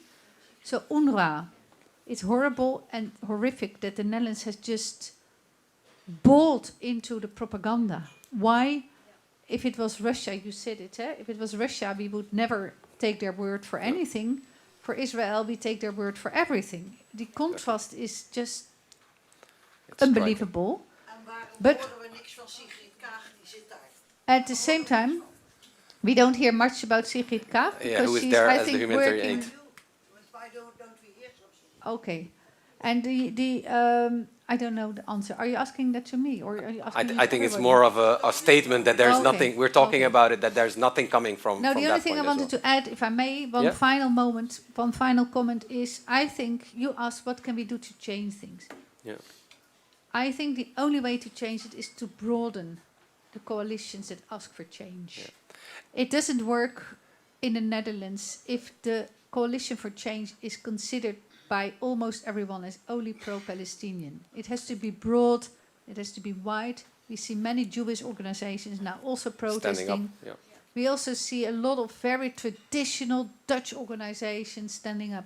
And only, I think, if we were, I'm really also, my final moment of disappointment is with the NGOs and the aid agencies that are represented here in the Netherlands. I haven't seen them coming out together, strong, with a big fist. I see one agency going to the parliament with their report, with their name on it, in big letters. I don't see a joint common response. And that is what we need, badly, badly, badly. Thank you so much. So what I want to do is, I know we are short for time, but I just want to just cover this one as well, because I think Saraya Saab also kind of alluded to the fact that we should pressurize Egypt in kind of opening those ways. And Mr. van Dijk, just one for you. You know, we see that a lot, and I think Mr. Vrede also kind of mentioned that what we are doing now, we are creating more animosity towards the Jewish state of Israel within the diaspora of the Palestinians that are here in the West, you know. But also, if we look, you know, when we see in other Western countries where we see Muslims and Arabs saying, you know, why are our governments, the Arabian countries, the Muslim countries, not doing anything? So what do you think? Should the Arab countries play a bigger role in kind of enforcing, you know, forcing the hand to make sure that we can get the ceasefire, get the humanitarian aid in? Because it's quite quiet there, and that's kind of the prevalent feeling right now. Yes, I agree. And I agree with Thea Hilhorst, who says we have to unite, and it needs to be much broader than just one party. So in the Netherlands, we should enlarge ourselves. I think, by the way, Gerard, you had an action, a manifestation today with a couple of organizations. Of course, it should be more, but and that's the same for the Arab countries. Of course, it's the United Nations. We made such beautiful appointments after the Second World War. We made these UN appointments. We made human rights. We will not attack innocent people. Innocent people are attacked every day right now. So international law is really not taken serious by Israel right now. Every day, every moment of the day. The Netherlands, the Dutch government remains silent about it. It is absolutely wrong. Every country should speak out loudly. Every Arab country, every Western country, every country in the world, if we take ourselves serious, if we take international law serious. Otherwise, there's only one other law left, and that's the law of the jungle, and I don't want that. Thank you. And on that note, I want to thank you all. Mr. Jongman, thank you. Ms. Hilhorst, thank you. I think if you can wait with your question a little bit. We're running out of time, so I'm very sorry, sincerely sorry for that. So Ms. Hilhorst, thank you so much. Sarayas, thank you so much. Mr. Van Dijk, thank you so much. This was for now, and we come back with the next panel discussion with the next set of panels members later. Thank you. Kashif, back to you. Thank you all. Yes. Yeah, thank you all.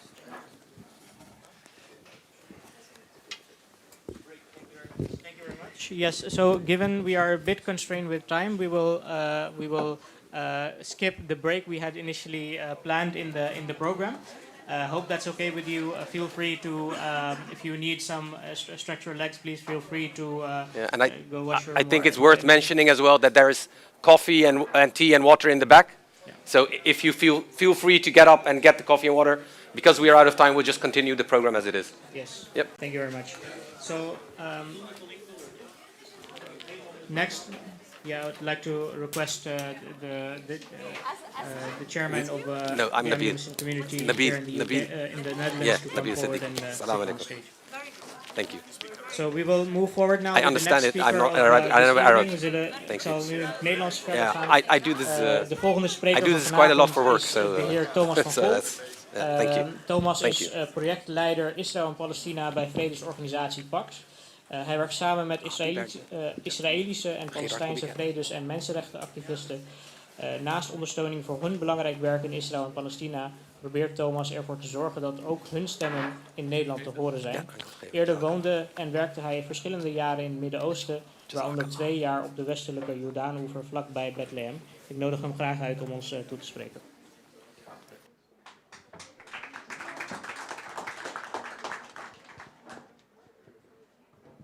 Ja, dankjewel. Natuurlijk eerst een heel erg bedankt voor de uitnodiging en voor het organiseren vanavond. En ook een blijk van waardering voor de sprekers voor mij en die nog gaan komen. Voor hun doorzettingsvermogen de afgelopen maanden. Het zijn ook mensen die familieleden verloren hebben, wiens nog niet duidelijk is wat er met familieleden aan de hand is. Dus ook heel veel waardering daarvoor dat mensen zich toch uit blijven spreken. Ik ga proberen wat nieuws toe te voegen en hopelijk zit er ook wat kracht in herhaling. Dus alvast sorry daarvoor. We zijn inmiddels bijna 6 maanden verder, ruim 33.000 mensen gedood, grotendeels vrouwen en kinderen. Meer dan 70.000 mensen verwond en duizenden nog vermist. 2 miljoen Palestijnen op de vlucht en meer dan de helft van de huizen, misschien wel 70-80%, zijn beschadigd of verwoest. Verwachting is dat er nog vele duizenden mensen om gaan komen door ziektes, gebrek aan water, gebrek aan eten. Er is acute hongersnood. En het belangrijk is, die getallen zijn een aantal keer genoemd vanavond. Dit zijn niet zomaar getallen, dit zijn echte mensen. Dit zijn echte levens die verwoest worden. Ik sprak eerder vandaag weer een partner van ons, een goede vriend uit Jeruzalem, die deze week weer 5 familieleden is verloren in Gaza. Op de meer dan 20 die al verloren is. Nogmaals, dit zijn echte levens van echte mensen.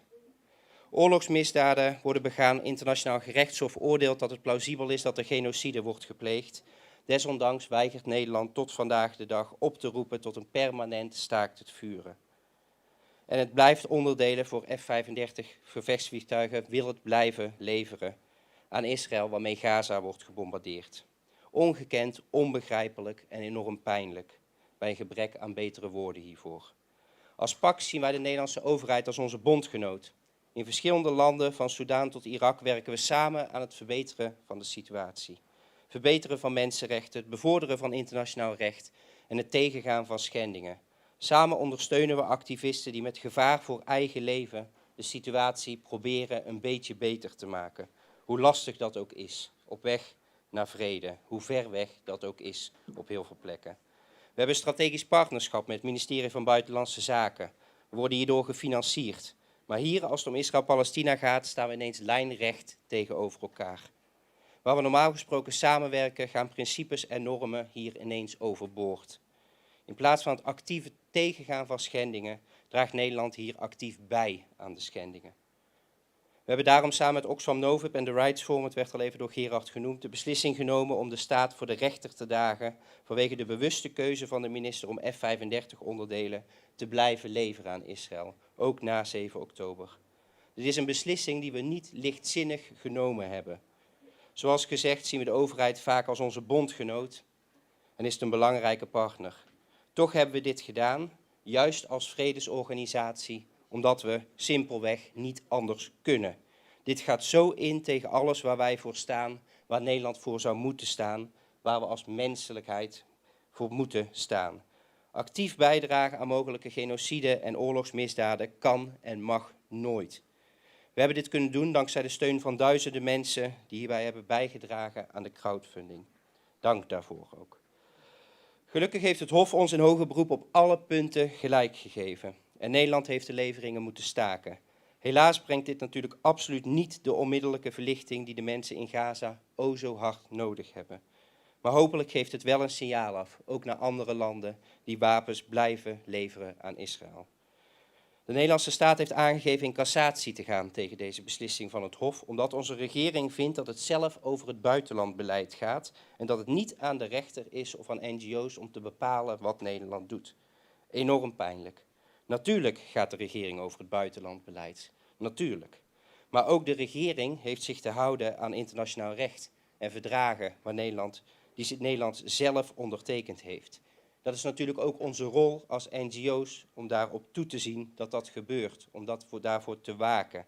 En natuurlijk voor de rechter om dat te toetsen. Gelukkig leven we in een rechtsstaat waar dat gebeurt. Helaas dus cassatie, maar betekent dat het proces ook doorgaat. Ondertussen gaat ook het oorlogsgeweld vol door. Waar gaat het stoppen? Alle experts zijn het erover eens dat het onmogelijk is om Hamas zo te verslaan. Ook na die verschrikkelijke moordpartijen van 7 oktober, waar het natuurlijk heel begrijpelijk is, de wens om Hamas uit te willen roeien, om ze weg te krijgen, dat gaat militair niet lukken. Dat heeft het verleden op andere plaatsen in de wereld helaas ook laten zien. Als dit het doel is wat de Israëlische regering nastreeft, als dat onhaalbaar is, waar gaat het dan stoppen? Wanneer wordt het gestopt? Wanneer is genoeg echt genoeg? Moet Rafah binnengevallen worden om echt een rode lijn te trekken? We zijn al heel veel rode lijnen voorbij. Het moet onmiddellijk stoppen. Ook voor de meer dan 100 gijzelaars die nog vastgehouden worden en hun families en vrienden is het natuurlijk verschrikkelijk. De enige manier om de nog levende gijzelaars vrij te krijgen is door middel van een staakt het vuren en onderhandelingen. Tijdens het eerdere bestand zijn er zo gelukkig veel vrijgekomen. Helaas niet iedereen. Slechts een enkeling is bevrijd door het Israëlische leger. Veel meer zijn er helaas gedood door de acties van het Israëlische leger.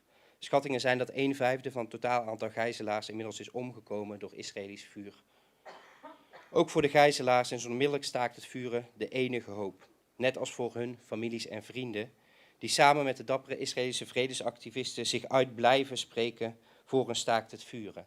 Die ook weer afgelopen week stonden te demonstreren voor de woning van premier Netanyahu. Staan ook zij aan zij met nabestaanden van de verschrikkelijke aanval van 7 oktober. Familieleden die kinderen hebben verloren bij de vreselijke aanvallen van Hamas. Die zeggen, het kan niet zo zijn dat er nu andere kinderen vermoord worden uit onze naam. Ook zij spreken zich uit tegen de stroom in en verdienen onze onvoorwaardelijke steun. Zoals gezegd is de houding van Nederland enorm pijnlijk. We hebben nota bene de bevordering van de internationale rechtsorde in onze grondwet staan. De dubbele standaarden doen zeer. Nederland is altijd een voorvechter geweest van het tegengaan van het inzetten van honger als oorlogswapen. Bijvoorbeeld rondom Syrië en Jemen. Waar ook een aantal van mijn collega's enorm trots op zijn geweest dat ze toen zij aan zij op konden trekken met Nederland om dit tot aan de VN te brengen en dat aan te kaarten. Nu gebeurt het in Gaza en blijft het oorverdovend stil. Het is bizar dat Nederland militair blijft samenwerken ook met Israël. Naast de genoemde leveringen van F-35 onderdelen uit Woensdrecht importeert Nederland voor honderden miljoenen euro's aan wapens van Israëlische bedrijven, waarmee de oorlogseconomie van dat land wordt gespekt. Daarnaast is er kennisuitwisseling tussen de Nederlandse krijgsmacht en die van Israël, onder meer over tanks en autonome wapens. Autonome wapens die mogelijk ook de aanval op de hulpconvooi hebben veroorzaakt. Ook trainen Nederlandse militairen in Israël en andersom. Precieze details worden over deze militaire samenwerking worden door het kabinet overigens geheim gehouden, zoals Jasper van Dijk ook als geen ander weet. Bovendien is een verdrag overeengekomen dat de juridische status van militair personeel op elkaars grondgebied regelt, wat verdere militaire samenwerking moet vergemakkelijken. De Eerste Kamer moet hier nog over beslissen. Loopt momenteel een petitie, onder meer van de Rights Forum en van ons, teken die op onze website, zou ik zeggen. Vergelijk deze houding van het kabinet Rutte met die ten opzichte van Rusland, het is al genoemd. Toen dat land in 2014 de Krim binnenviel en annexeerde, werd een wapenembargo ingesteld. Na de verregaande Russische agressie tegen Oekraïne vanaf februari 2022 werden brede economische sancties ingesteld, als ook gerichte maatregelen tegen hoge Russische militairen. Terechte maatregelen, natuurlijk. Terwijl Rusland wordt bestraft voor bezetting en oorlogsmisdaden, kan Israël ondanks vergelijkbare misdaden op Nederlandse steun en militaire samenwerking blijven rekenen. Het is een pijnlijke illustratie van een dubbele standaard die internationaal de waardering voor Nederland ernstig aantast. Het isoleert Nederland en het is slecht voor de Nederlandse positie. Als er dan mensen zijn voor wie mensenrechten, internationaal recht en mensenlevens er blijkbaar niet toe doen, laat dit dan een argument zijn om meer te doen. Nederland, spreek je uit voor een onmiddellijk permanent staakt het vuren. Voer de druk op en voorkom nog meer burgerslachtoffers. Dit moet onmiddellijk stoppen, nu.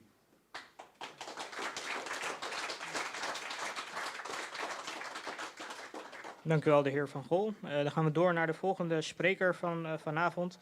Dat is de heer Jaap Hamburger. De heer Hamburger was bestuurslid van de Rights Forum tot 2022. Momenteel is hij voorzitter van een ander Joods geluid en recent ook deelnemer in het Joodse en anti-Zionistische collectief RF RAF. Ik nodig hem graag uit om ons toe te spreken. Geachte dames en heren van de Nederlandse Ahmadiyya Moslim Gemeenschap en geachte overige aanwezigen. Allereerst dank namens de Joodse gemeenschap, meer in het bijzonder namens het snel in aantal toenemende anti-Zionistische Joden in Nederland, voor de uitnodiging u te mogen toespreken en in uw aanwezigheid te mogen debatteren. Er is een overeenkomst tussen uw gemeenschap en de anti-Zionistische Joden van een ander Joods geluid en van RF RAF. En de velen die niet bij een organisatie zijn aangesloten, maar evengoed anti-Zionistische opvattingen zijn toegedaan. Net zoals er veel moslims zijn die in de aanhangers van Ahmadiyya Nederland geen moslim wensen te zien, zo zijn er veel Joden, beter gezegd, alle zich officieel wanende Joodse instanties, die in anti-Zionistische Joden geen Joden wensen te kennen, of die hen zelfs beschouwen als antisemieten en verraders. Maar die officiële instanties zelf heten dan wel Joods te zijn, maar zijn in de eerste plaats Zionistisch. Dat wil zeggen dat zij hun oren laten hangen naar Israël en naar een leer die aan mensenrechten geen ondeelbare en universele betekenis toekent. Geen wonder dat juist zij in anti-Zionistische Joden, zoals ik en anderen, een bedreiging zien. Want die staan voor de ondeelbaarheid en de universele betekenis van mensenrechten, zonder uitzondering, dus ook voor Palestijnen. Een van de manieren waarop Israël en ook Zionisten hier, zoals het Sidi en elders mensen die het opnemen voor Palestijnen proberen de mond te snoeren, is, het is al genoemd, door hen te betichten van antisemitisme. Dat gaat zo ver dat het voorgesteld wordt alsof het bepleiten van mensenrechten voor en een gelijke behandeling van Palestijnen op zichzelf al een uiting van antisemitisme zou zijn. Niets is minder waar. Het is omgekeerd. Het bepleiten van mensenrechten en gelijke behandeling voor een ieder is per definitie Geen antisemitisme. Want antisemitisme impliceert dat Joden juist minder rechten zouden hebben dan anderen. De enige 2 redenen voor deze valse aantijging, die ook vaak gericht is op moslims, is dat het een gemakzuchtige manier is om mensen het zwijgen op te leggen. En dat de discussie over de gedragingen van Israël en het onrecht en de onderdrukking die de Palestijnen door het toedoen van Israël treft, verlegd wordt naar een heel andere discussie. Mensen die oprecht voor Palestijnen opkomen, zien zich opeens geplaatst voor een zware beschuldiging waar zij zich tegen moeten verdedigen. En daarom wil ik bij de bewering dat het antisemitisme toeneemt, een bewering die steeds meer gemeengoed wordt, een paar kanttekeningen plaatsen. Overal kunt u lezen dat het antisemitisme met meer dan 800% is toegenomen. Die bewering komt van het ZIDI, een lobbyorganisatie voor Israël die ik omgedoopt heb in ZIPI, Zionistisch Propaganda Instituut, en is als volgt tot stand gekomen. De door het ZIPI als antisemitisch beschouwde uitingen in de maand van 7 oktober tot 7 november 2023 worden door haar vergeleken met het maandgemiddelde van over de 3 voorafgaande jaren. Dat is op zich statistisch een aanvechtbare vergelijking en levert dus een aanvechtbare conclusie op. Van 1 naar 2 is een stijging van 100%. Van 1 naar 8 is 800%. Maar nog steeds onbeduidend als absolute aantallen in ogenschouw worden genomen. En het CIDI kiest natuurlijk opzettelijk een procentuele presentatie voor in de publiciteit. Absolute aantallen noemt het CIDI niet, komen althans niet in de publiciteit.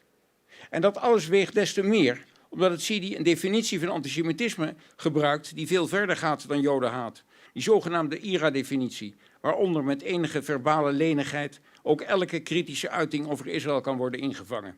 En ik aarzel niet die toepassing van die definitie als ronduit frauduleus te bestempelen.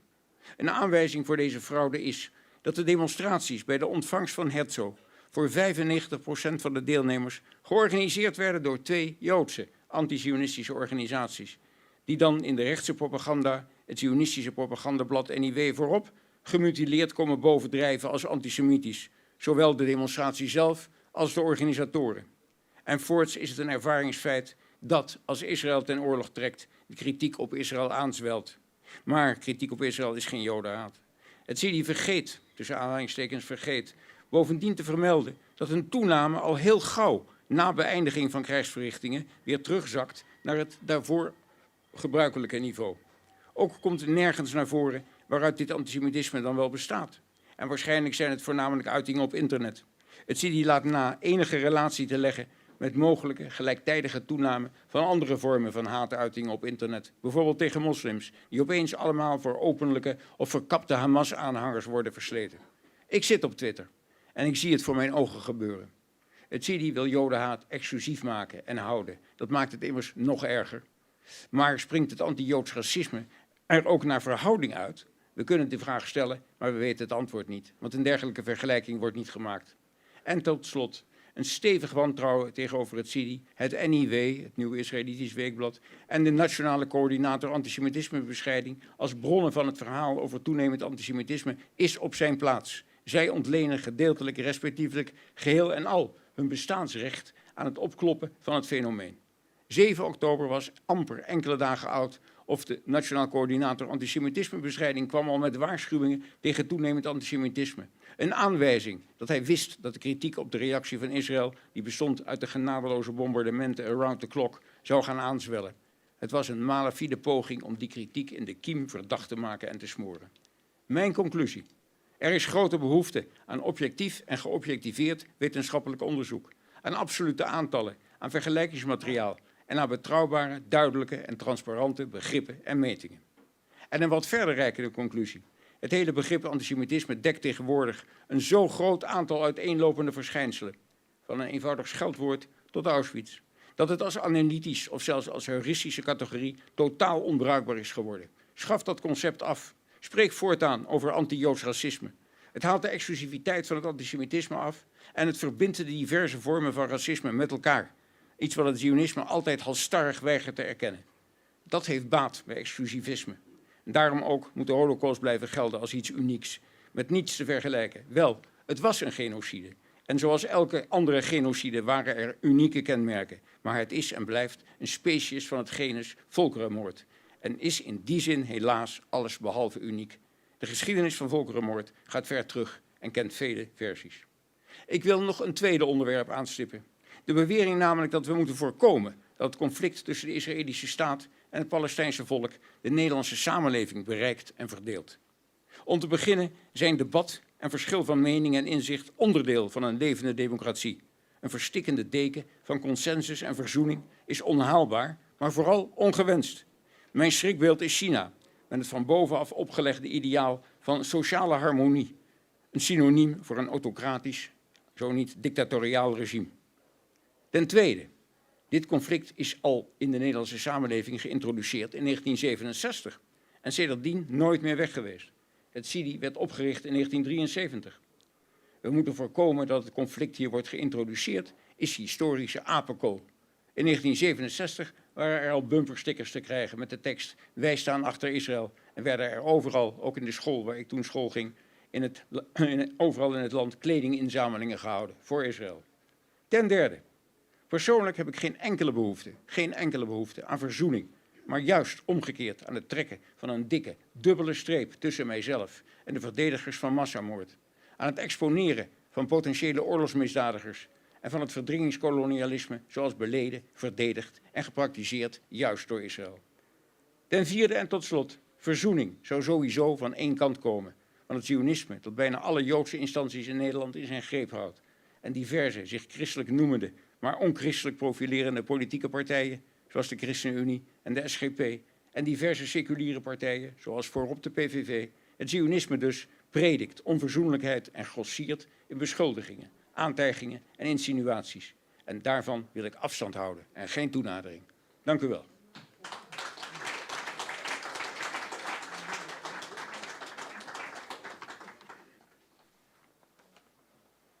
Dank u wel, de heer Hamburger. Onze volgende spreker vanavond is mevrouw Hanneke Gelderblom-Lankhout. Excuses.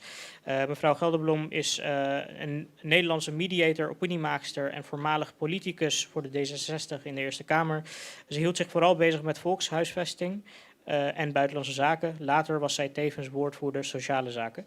Ze is actief in het informele landelijk overleg Joden, christenen en moslims en zet zich in voor interreligieuze dialoog en vluchtelingen. Ze is ook tevens lid van de liberaal-Joodse gemeente in Den Haag. Ik nodig haar graag uit om ons toe te spreken.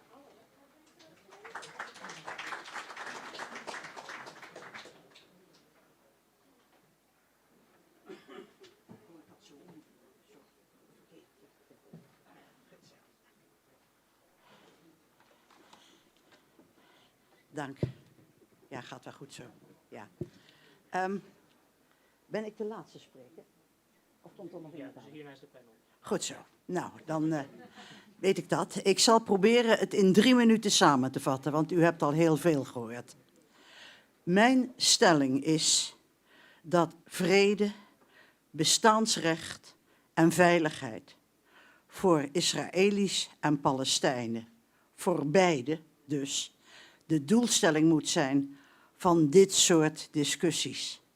Het helpt niet om voor de zoveelste keer te vertellen wat de ander allemaal fout doet. Dat helpt niet. Laten we alsjeblieft met elkaar praten over hoe we vrede en dat bestaansrecht voor beide partijen dichterbij kunnen brengen. Dat is mijn doelstelling en dat is mijn stelling van vandaag. Vrede maakt het noodzakelijk dat beide partijen, en ik zeg met nadruk beide partijen, bereid zijn om een compromis te accepteren. Wat was het probleem van Oslo? En ik weet het, want ik was erbij.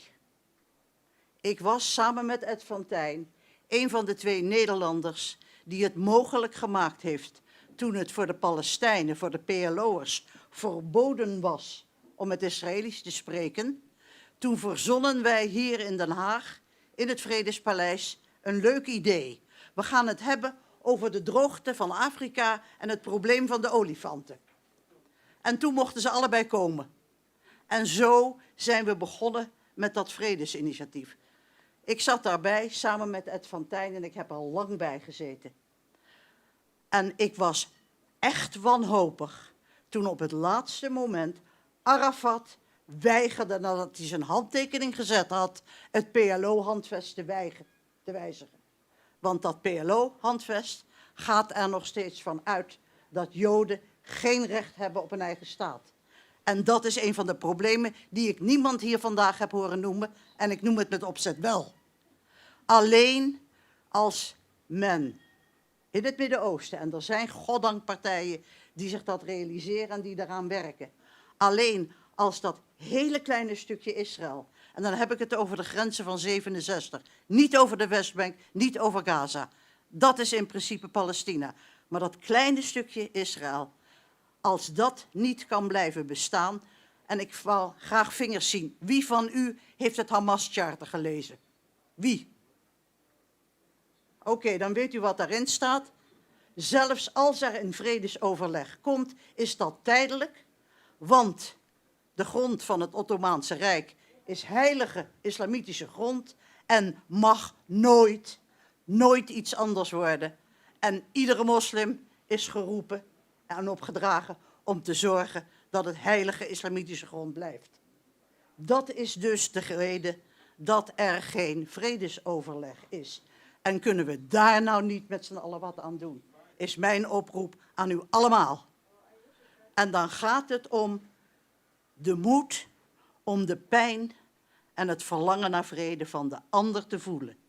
Ik heb van de week een film gezien van een Palestijn, Dr. Abu Elash. Gynaecoloog, werkt in een Israëlisch ziekenhuis, maar woont in Gaza. En als u Buitenhof gezien hebt op de televisie, hebt u de man ook gezien. Hebt u gezien dat zijn huis beschoten werd door het Israëlische leger?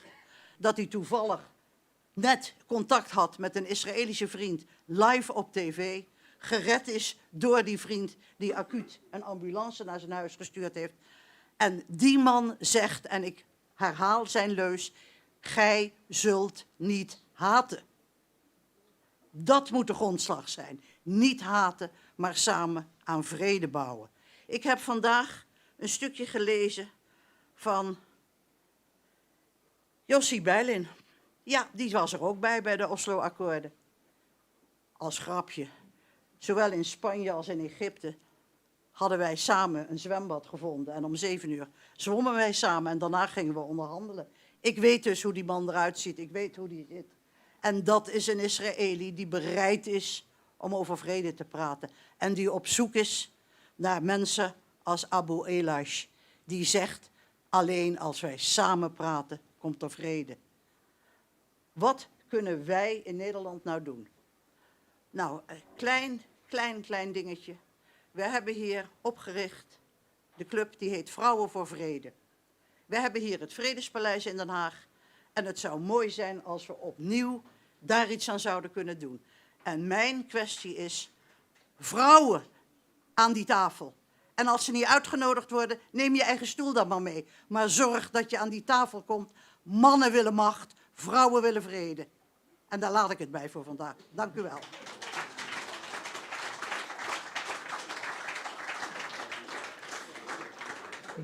Dank je wel, Hanneke, voor duidelijke woorden waren dat.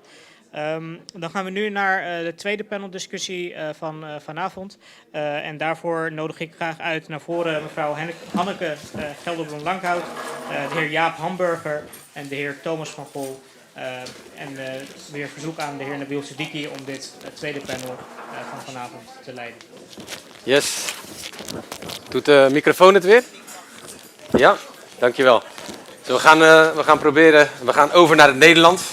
Dus hopelijk dat iedereen het wat beter kan volgen. En, alsjeblieft, Thomas. En als we de andere panelleden ook kunnen ontvangen hier, dan... Ja, komt u maar, neemt u maar plaats.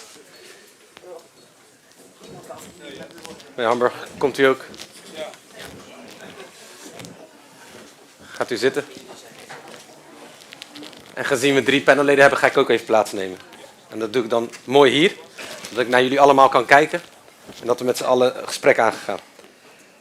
We willen het hebben over vrede op de lange termijn. En natuurlijk is vrede op de lange termijn ook afhankelijk van wat we doen op de korte termijn. Jij kunt een van beide pakken.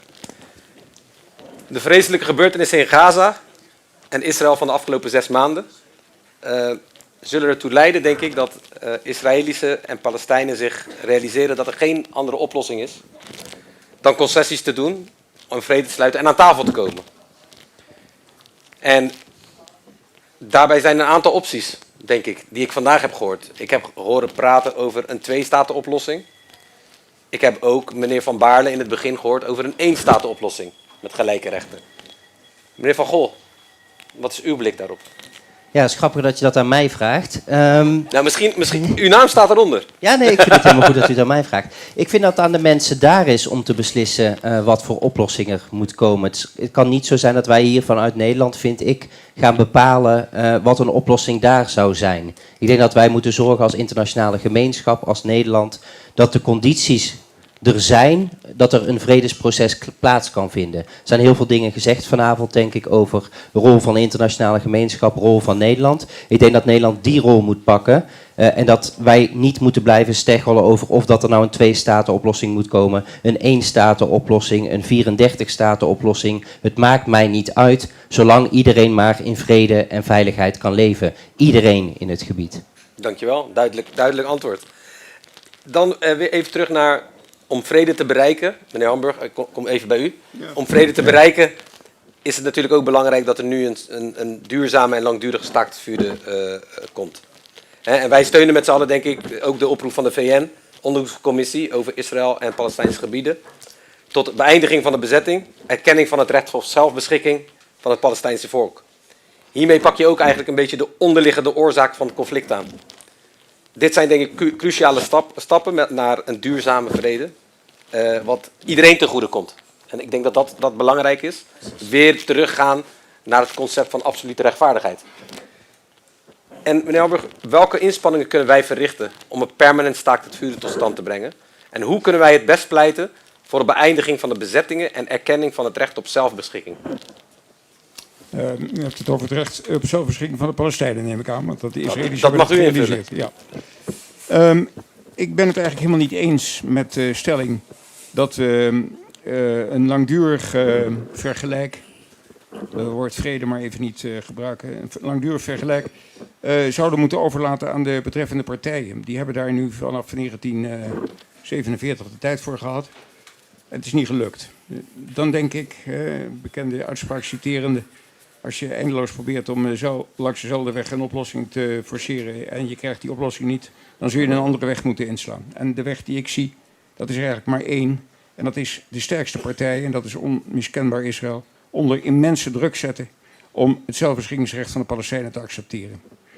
We komen er niet wanneer we dat overlaten aan partijen en alleen maar faciliteren door ze een aantrekkelijke onderhandelingsomgeving te bieden, zoals de Amerikanen in het verleden hebben gedaan. We zullen druk moeten uitoefenen op de sterkste partij, want dat is de partij die aan alle touwtjes trekt en die uiteindelijk beslist over de vraag of het Palestijnse zelfbeschikkingsrecht wel of niet zal worden geaccepteerd. En als u mij vraagt wat we daaraan kunnen doen vanuit Nederland, dan stel ik voor dat we beginnen met het erkennen van de staat Palestina. En daarna, of tegelijkertijd, geen wapens naar Israël.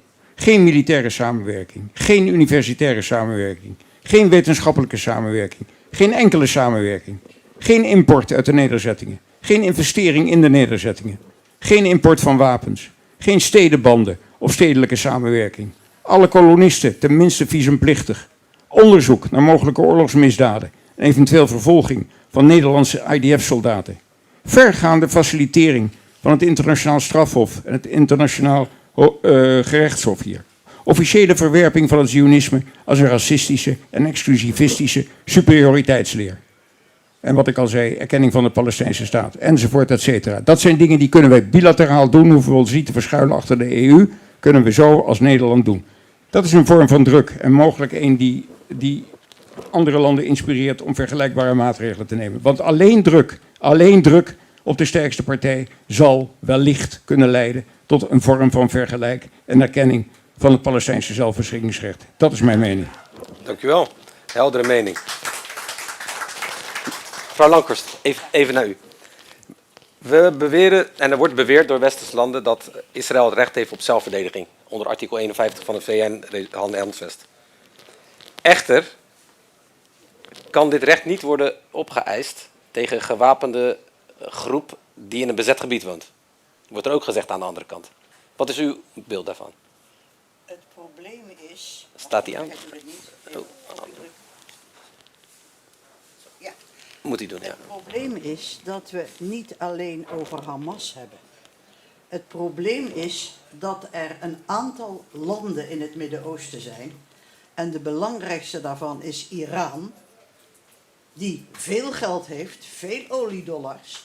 En die erop uit is en die het Hamas-charter ondersteunt. Dus als je ervan uitgaat dat dat allemaal wel moet kunnen en Israël zich niet mag verdedigen. En laat mij heel helder zijn. De dag dat Netanyahu ophoudt de premier van Israël te zijn, is dichterbij dan ooit, maar ik wou dat het morgen zover was. En ik ondersteun dus al die Israëli's en Palestijnen uit Israël, die ieder weekend demonstreren. Netanyahu, hou ermee op. En die 2 ministers, wat naar mijn gevoel rechtsextremistische Joodse schurken zijn, die dus ook geen vrijheid van meningsuiting willen, die ook vinden dat de vrouwen terug moeten naar de keuken om koekjes te bakken en kinderen te baren en verder niet. Die mensen wil ik niet. Dat zijn voor mij de verkeerde Joden en wat dat betreft ben ik het met Arjan helemaal eens. Maar er zijn er heel veel en het is inmiddels de meerderheid die zegt Netanyahu, deze regering moet weg en dan is het mogelijk om weer over vrede te praten.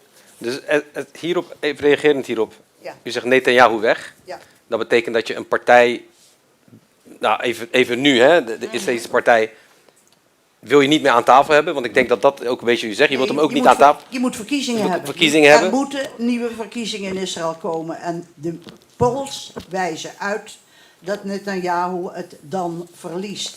En al die demonstranten, maar ook, en daar hebben we het hier nog niet over gehad, de 2 miljoen Palestijnen die in Israël wonen.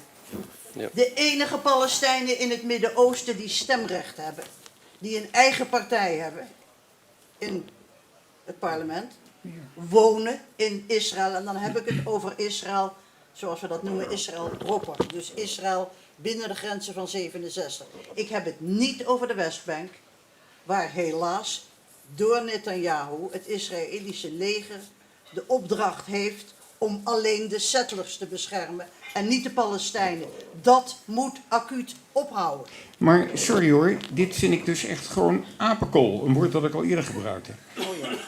Het Israëlisch-Palestijnse conflict bestaat sinds 1947. En u reduceert het tot de persoon van Netanyahu. Hoe komt u erbij? Dacht u dat het Zionisme verdwenen was als Netanyahu de verkiezingen verliest? Wel nee. Het Zionisme domineert het denken in Israël en het Zionisme is verdringingskolonialisme en dat laat geen plaats voor Palestijnen. En dat heeft niks te maken met de persoon van Netanyahu, dat is daar gewoon een exponent van. Net als degene die in zijn plaats zouden komen, net als Lapid. Verdringingskolonialisme, dat is de kern van de zaak. En daar zal Israël niet van af te helpen zijn, behalve door immense buitenlandse druk en niet door nieuwe verkiezingen. Dat is gewoon echt een idee fix, een fata morgana. Niks. Ik denk dat we hier twee een tegenstrijdige... Ik denk dat meneer Hamburger er geen tegenstander van is dat de staat Israël verdwijnt. Dat is het probleem, dat ben ik namelijk wel. En 47 was niet zomaar iets. En dat u moet mij niet iets in de mond leggen wat ik niet gezegd heb. Laten we het even houden bij de stelling. En dat ik denk dat u er geen tegenstander van bent, dat. Zult u mij maar gewoon laten we dat terugnemen in die zin en laten we vooral niet uitkomen op een debat van alle kanten. Mag ik nog iets van 47 zeggen? In 47 was de Veiligheidsraad nog een organisatie die sprak namens de hele wereld. Toen is er een compromis bereikt. En wat vaak vergeten wordt, is dat een land als Rusland voor dat recht van Israël op veiligheid en op een eigen staat gestemd heeft. Toen was het de bedoeling dat er ook een Palestijnse staat zou komen. Helaas is dat nooit gebeurd en daar moeten we naar terug. We moeten terug naar het feit dat Israël en Palestina naast elkaar bestaan als 2 landen die elkaar niet de tent uitvechten, maar die voor vrede en welvaart in het Midden-Oosten gaan zorgen. Ik denk dat we met z'n allen kunnen concluderen dat we allemaal willen dat er vrede komt. En de vorm waarin, wat meneer Gol zei, is even ondergeschikt. 2 staat op, je zei zelf 64 staat op 34. Maar meneer Gol, wat ik van u wil weten, want ik hoor hier natuurlijk wat tegenstrijdige dingen. Ik ben benieuwd naar uw inzicht, uw visie daarop. Voornamelijk vanuit het feit, er moeten gesprekken plaatsvinden, er moet iets gebeuren. U zei net in uw eerdere betoog dat het van belang is dat we het aan de Palestijnen en de Israëli's overlaten.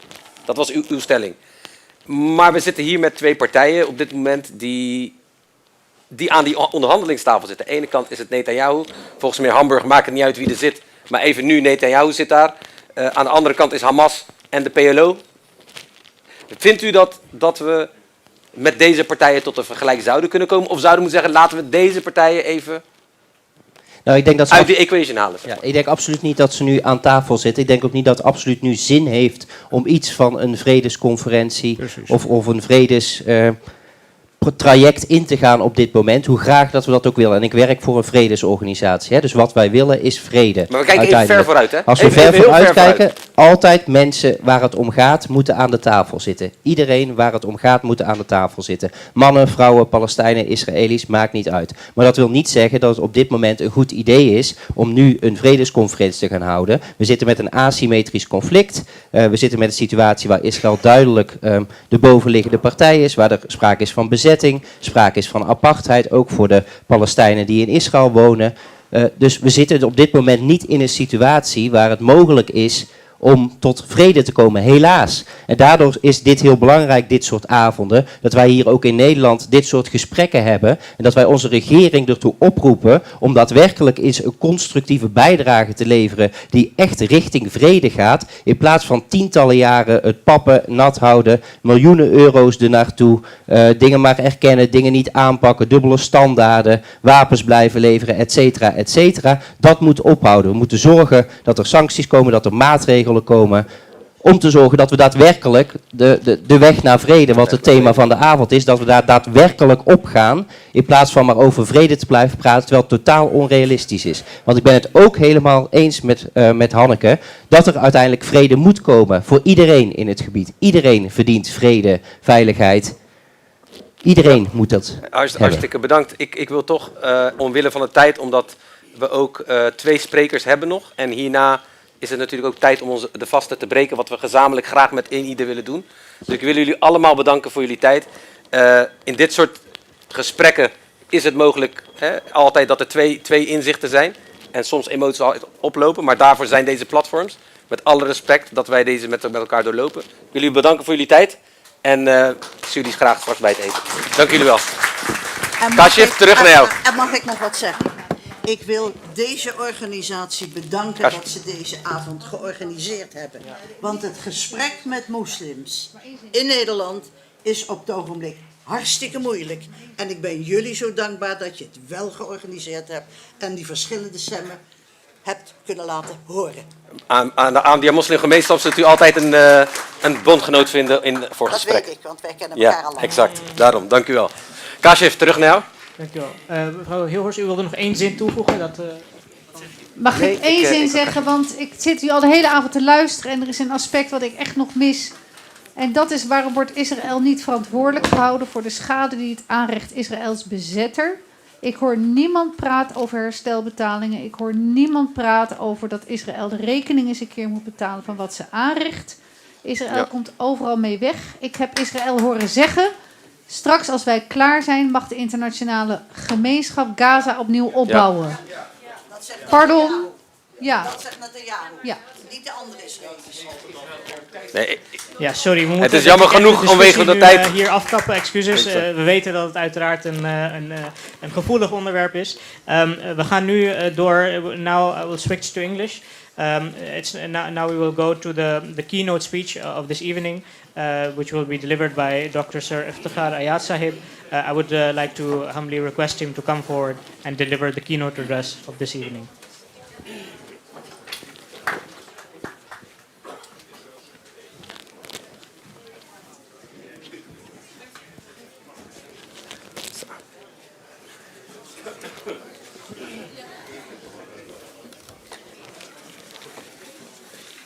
मैं उतार के हमें सबको दे रहा हूँ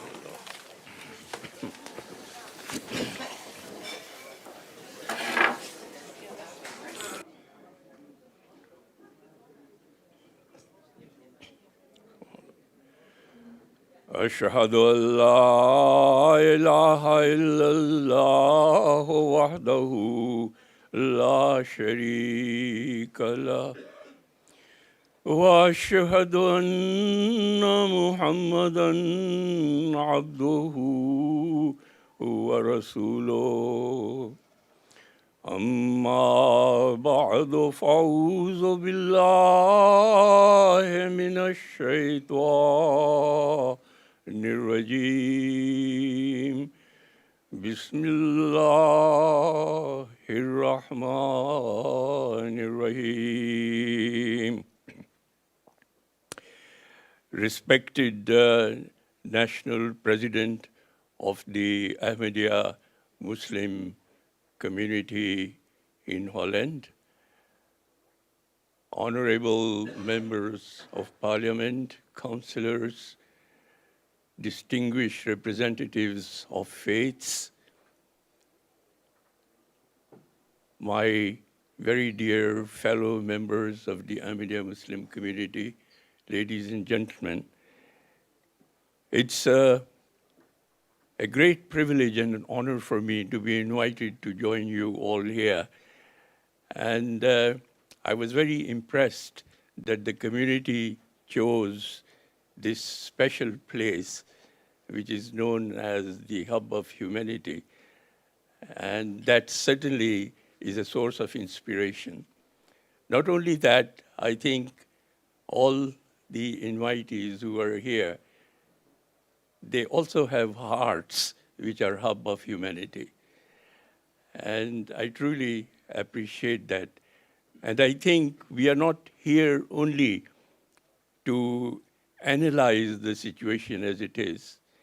We are here to do something about it, because the situation is such that there is no time to wait.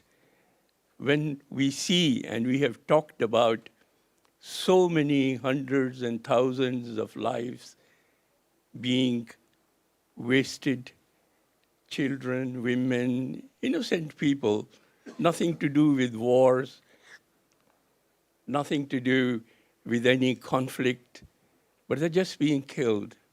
For what? No one has the answer. So we've got to rise to this situation and do something about it. Unfortunately, there can be no peace without justice. And plans which are based on injustice never achieve peace. Unfortunately, in the Israel-Palestine partition plan, that is over 75 years now, I believe, the whole plan was based on injustice. The people who were to be the recipients, to be the people who had to accept the plan, they were not consulted at all. And unfortunately, that is what we have seen. This is not the first time that we have seen such killing in Palestine. This has been happening again and again and again and again, just because the rights of the Palestinians were completely ignored. And to this day, no one is prepared to accord them those rights. They are yelling, they are crying, they are going to all the international forums, whether it is United Nations, whether it is other forums. They are trying to plead that something needs to be done. It is not one or two people, it is millions and millions, and they are human beings. And I would say, very unfortunately, even the very neighbors, which are Muslim states, they have not fulfilled their obligation. God Almighty says, فَأَدْلَفَ بَيْنَ قُلُوبِكُمْ فَأَصْبَحْتُمْ بِنِعْمَتِهِ إِخْوَانًا. And they are all Muslims. God has bonded their hearts together in love and fraternity. And yet, they are watching the Palestinians being victimized in every respect and aspect of life. Look at their children. Even in normal times, the children have no facilities for education. I was there myself, over 30% of unemployment and no health facilities and nothing. Why should this happen today in this age when we are talking highly about technologies and this and that, and we are being proud of we have done this and we are going to the moon and all this, while our own people right on this planet are being victimized, killed, innocent people? How can we remain silent? How can we remain silent? We've got to do something about it. And I would say, first and foremost, what is really needed is the unity, is the togetherness of the Muslim states surrounding Palestine. Unfortunately, and you know it, these Muslim states are supplying all the needs and food and everything to Israel. They are supporting Israel and when they know that Israel is bombarding and killing their own Muslim brothers and sisters. And food is going there. And while our own brothers and sisters and children are being starved. Thousands of trailers and trucks loaded with food go into Israel. But when they want to go into Palestine, they are barred. And unfortunately, it is not only Israel who stops it. Is a big culprit. But at the same time, you have the involvement of other Muslim states as well, who are, for what reason, I don't know, cooperating or helping or assisting. So we have to do something about it. And the Ahmadiyya Muslim community, about whom you know very well, and things have been said here, they have really spoken and stood for Palestine right from the day one when this conflict started. Not only now, 75 years ago, one of the prominent Ahmadiyya Muslim, who was the president of the International Court of Justice here in The Hague, he stood and spoke for the rights of Palestinians in the United Nations. He spoke and he pointed out that this plan is not going to work. And it is going to bring a lot of problems and a lot of hardship on the Palestinians. And this is what we are seeing today. But we cannot let it go. We cannot let it go forever and ever. We are here. And the bucket gets filled with just one drop of water.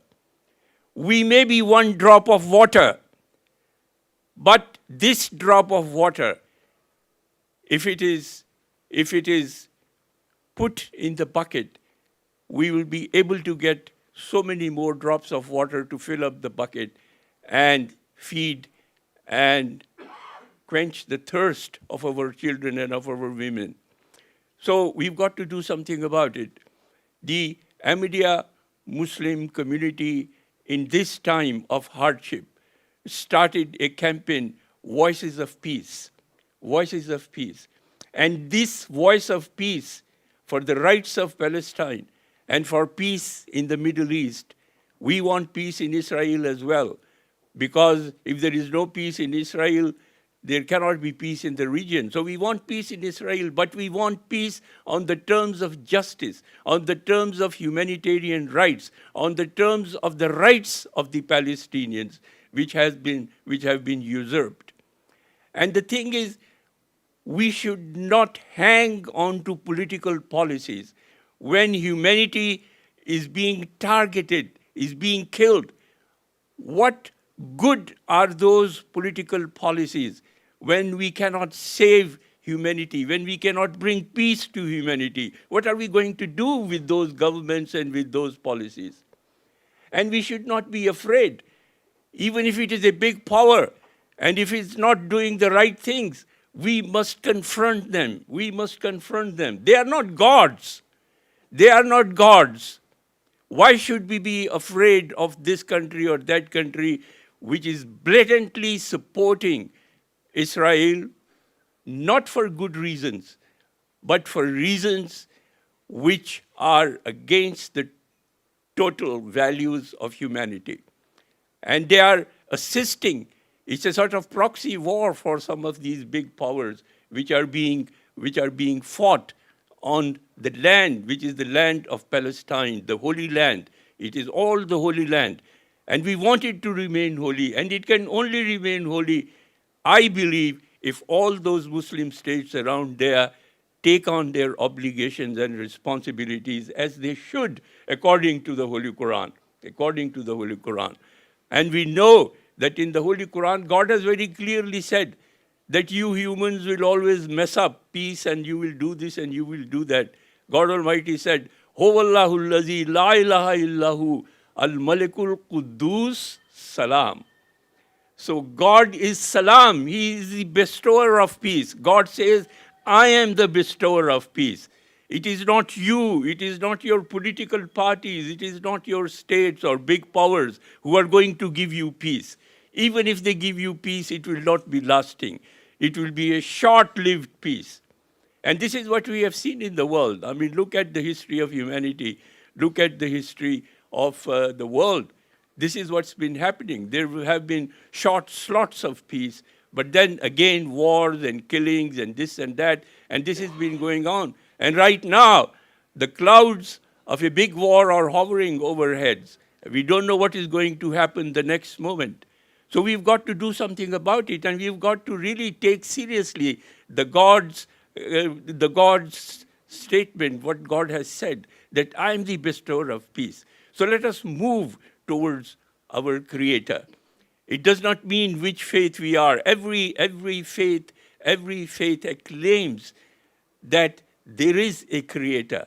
And that Creator, according to us, is the bestower of peace. So we should get closer to the Creator. Getting closer to the Creator softens the hearts of people. It creates the fear of the Creator in their hearts. They will not treat humanity so cruelly as we see happening today in this life. As we believe the iftar time is a very special time for the acceptance of prayers. So in your hearts, please pray for the peace and for the safety and security of the people who are the victims of such horrendous crimes, as we can say. So I was just going to tell you what God has given the formula for the resolution of international conflicts.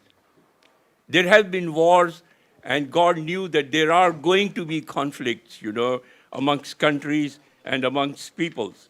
So God Almighty says in the Holy Quran, chapter 49, verse 10, He says, and if two parties of believers, Israelis are believers as well, and Muslims are believers as well, and if two parties of believers fight against each other. Now, this is a statement from the Holy Quran, not my words. If they fight against each other, make peace between them. This is our role. Try to bring them together, reconcile their differences, and try to make them sit and sort out whatever differences they have, whatever grievances they have against each other, so that they can agree to live in peace. So this is what is really very important. So God Almighty says, make peace between them, and if after making that peace, after agreeing, okay, we will live in peace, one of them transgresses against the other. This is very important to note. If one of them transgresses against the other, fight the country or the party that transgresses, until it returns to the command of Allah. That is, they agree to live in peace with the others. Then, if it returns, that is, the other country returns, make peace between them with equity and act justly. Verily, Allah loves the just.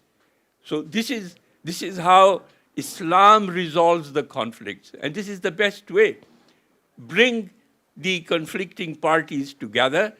If they have a clear heart, a heart without malice, a heart without hatred, and they really want to live in peace, and they want to let the others live in peace as well, then the solution is, okay, agree to live in peace and respect each other, respect the dignity of each other, respect the faith of each other, and live together for the peace and prosperity of their future generations.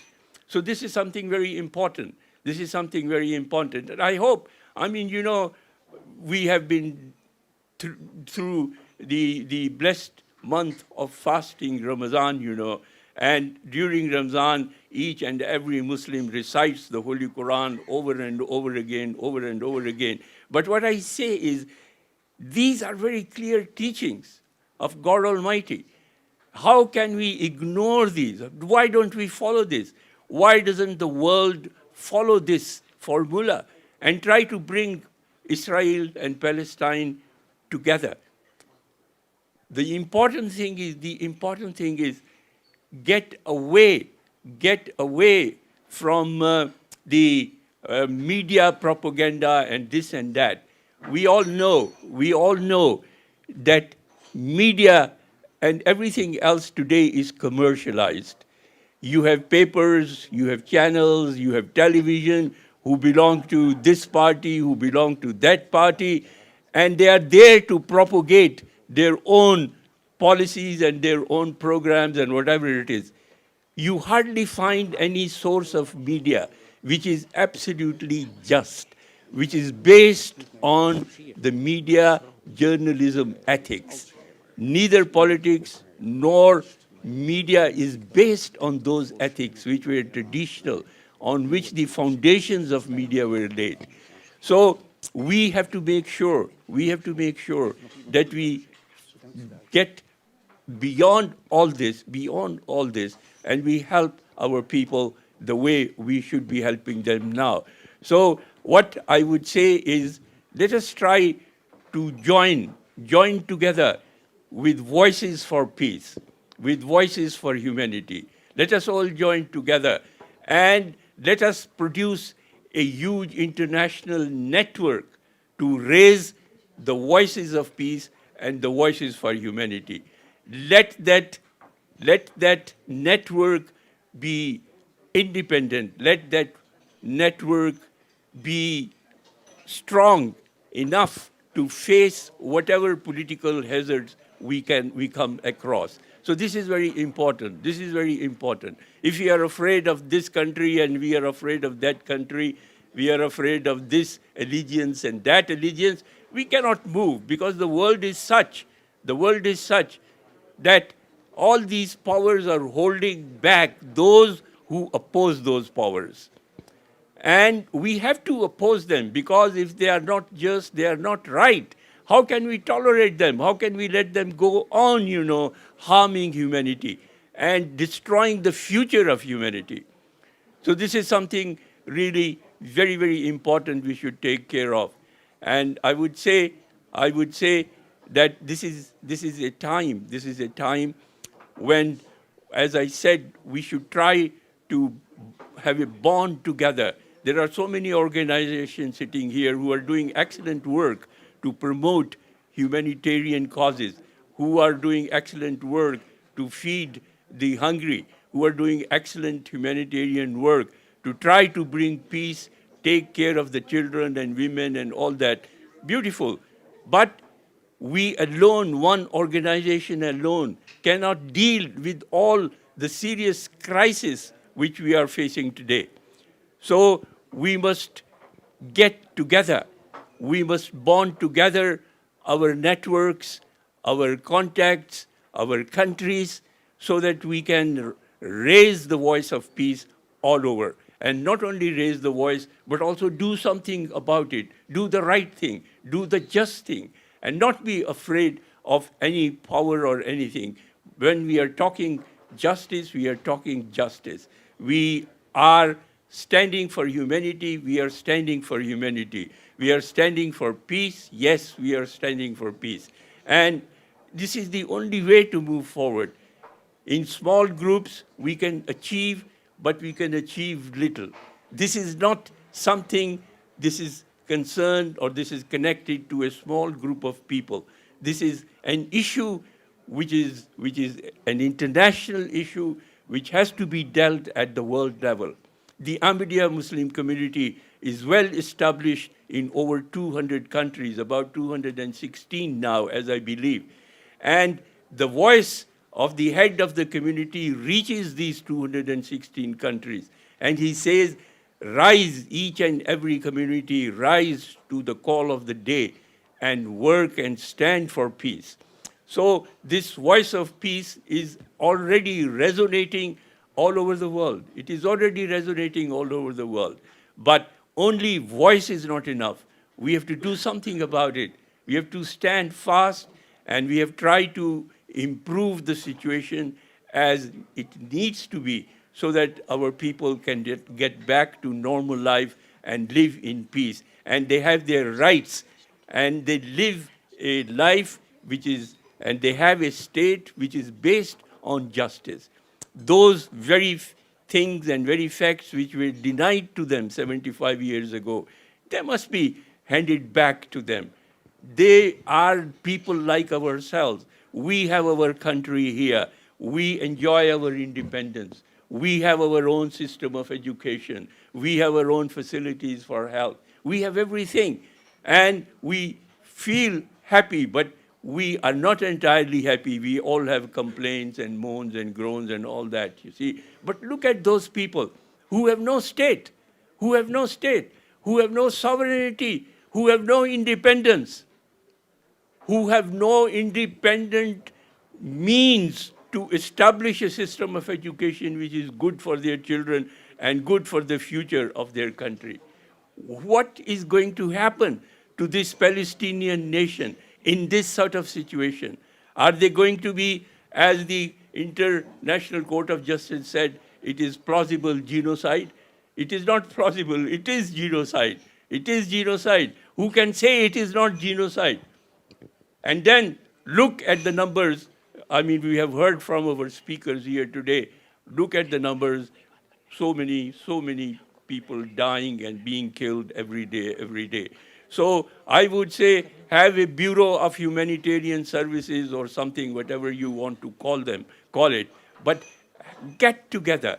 I believe there must be about 15, 20 organizations sitting here in the audience. All these organizations should come together, formulate a work plan, and boldly move ahead for the rights of humanity.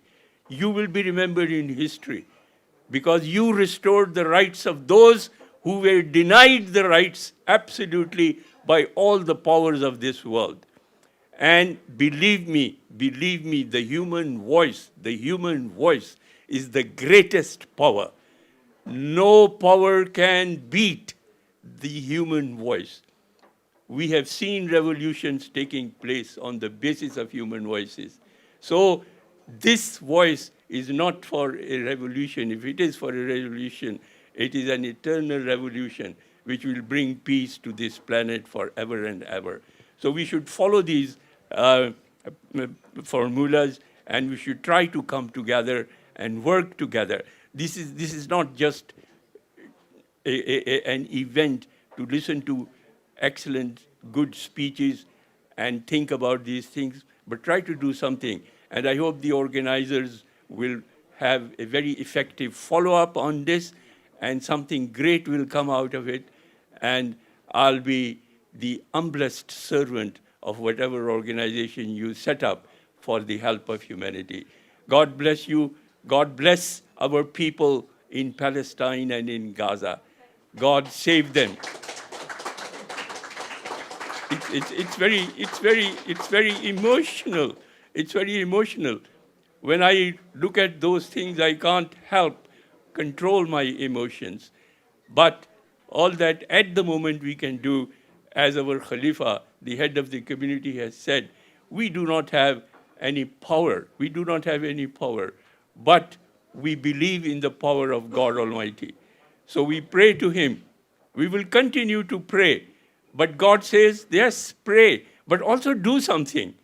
So that is where our challenge lies. We have to do something about it, not just pray. And prayer does not mean the only Muslim prayer. Whatever faith you have, whatever sort of belief you have in God, in the Creator, pray to Him for the world. We don't want to see these conflicts arising. We know there are other serious conflicts in the world as well. But at the moment today, we are focusing on our innocent brothers and sisters and children who are being killed and starved. And there is no one really to help them. Those who are there to help them, they are also killed, unfortunately. What a tragedy. Those who are there to feed them, they cook food for them, and while they are taking food to them, they are killed. What a tragedy, what a tragedy. So I will end up here. We don't have much time to talk about these things, but there is so much to say about it.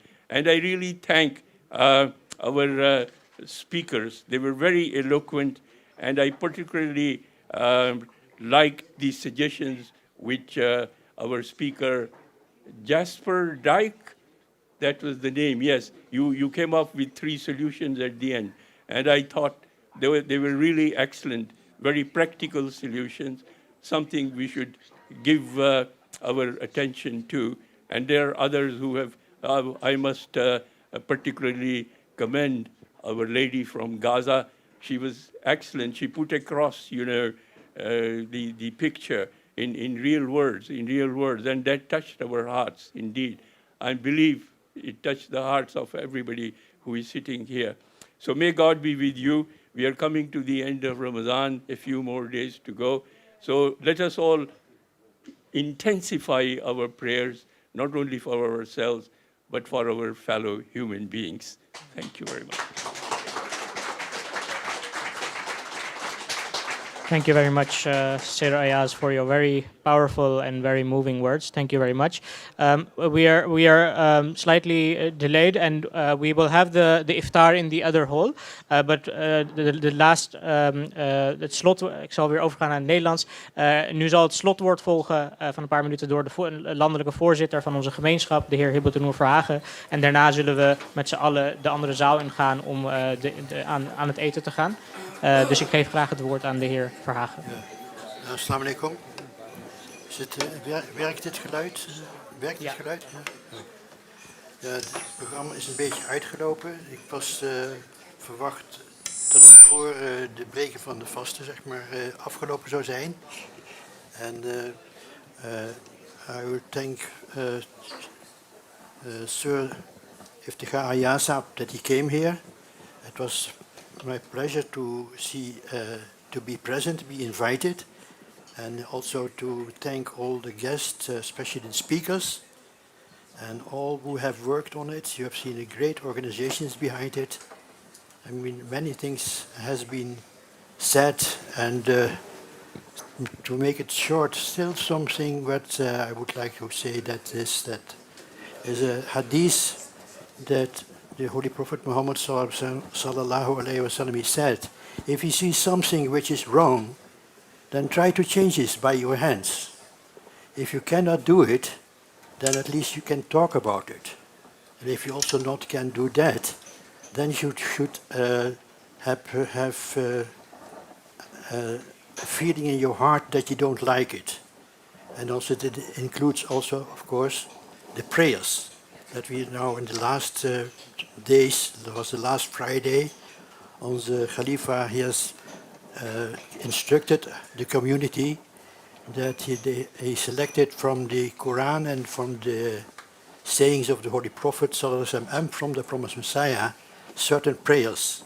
There are so many, but this time it is mentioned we do with everything. So this organization set up the plannings which has been discussed, the different views, and the conviction, what is being said by our main guest, motivates us.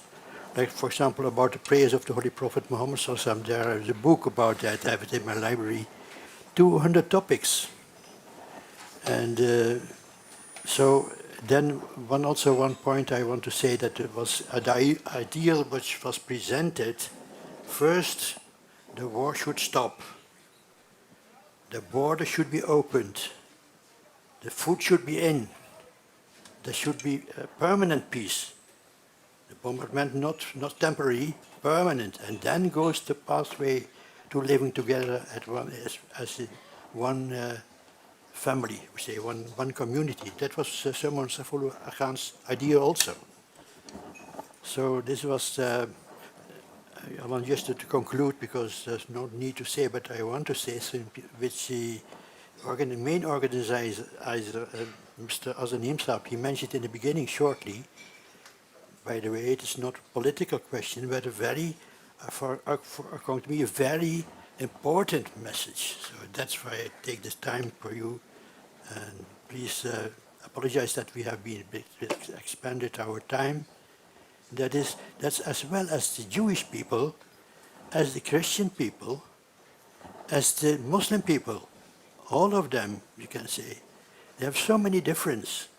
But one thing is they have in common, and that is the prophecies in the holy books that the promised Messiah will come. And we believe that he has come. As a metaphorically, the second coming of the Holy Prophet Muhammad mentioned in the Quran, Surah Al-Jumu'ah, and second coming of Jesus, metaphorically. That's simple. I want also to share this idea with everybody, so that not when later on you say, well, we were in a meeting and he didn't tell us. So thank you very much.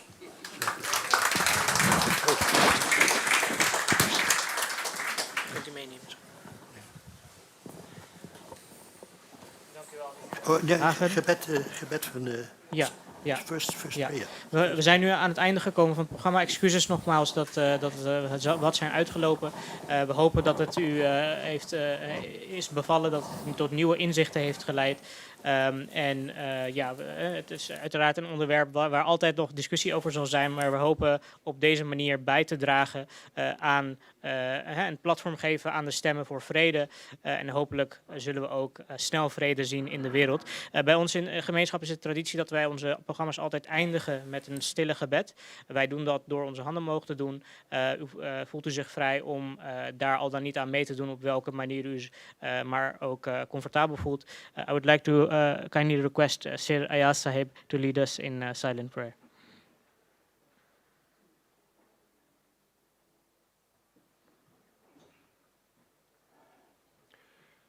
Please join me in prayer.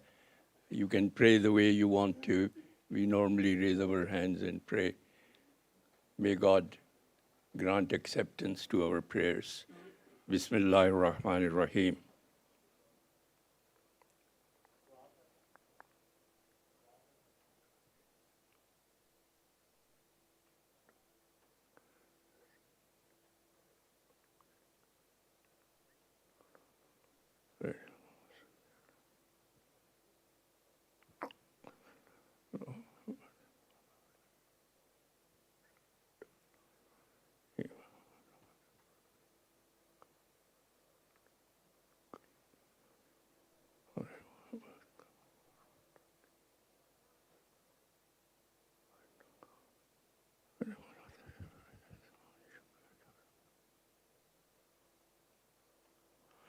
Amen. Thank you very much. We zijn nu aan het einde gekomen. We gaan nu aan de iftar. Er is verzocht dat u heel even hier blijft zitten. U zult 1 voor 1 worden meegenomen of per tafel worden meegenomen naar de andere ruimte. En daar zal de iftar plaatsvinden. Dank u wel voor uw komst vanavond. Fijne avond. Het gaat u goed. Ja.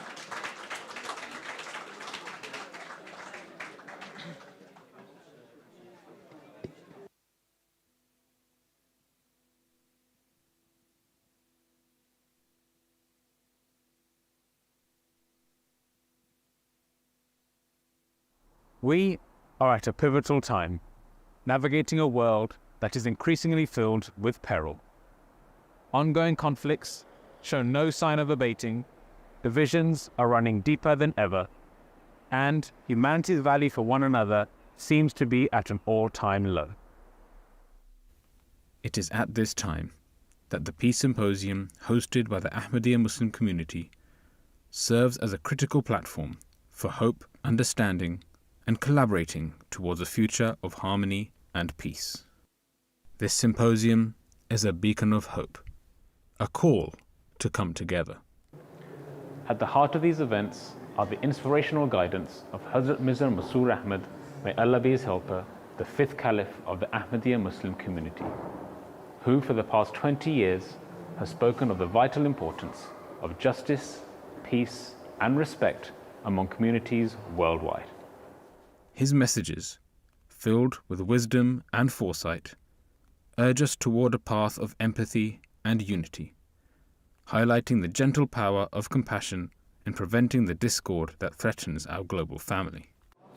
How we can bridge division in society and establish genuine peace in the world. For over 2 decades, I have urged governments, politicians, and all people to play their roles in ensuring social cohesion of our individual societies and the wider peace and harmony of the world.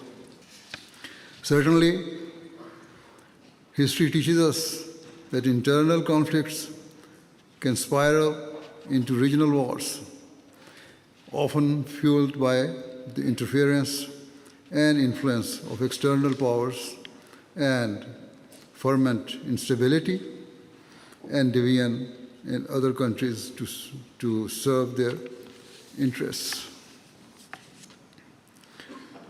In recent decades, we have witnessed the devastating consequences of such interference in countries such as Kuwait, Iraq, Syria, and Sudan. Above all, I have repeatedly warned that the unjust policies of the major powers and the unfair political, legal, and economic systems that have prevailed in much of the world are triggering an ever-rising tide of inequality. In much of the world are triggering an ever-rising tide of inequality, which in turn is fueling global instability and insecurity. I wondered whether there was any point in us gathering here again. What benefit was there for us to speak about peace and justice if those with the power and ability to influence change were determined not to hear us? The stark reality is that even those institutions founded with the primary objective of maintaining the peace and security of the world are becoming increasingly irrelevant. For example, the United Nations has become a weak and almost powerless body, where a few dominant nations wield all the power and easily override the views of the majority. Instead of deciding each issue based on its facts and merits, nations have formed alliances and vote according to their self-interests. Ultimately, critical decisions are made by a few privileged nations in whose hands rests the veto power.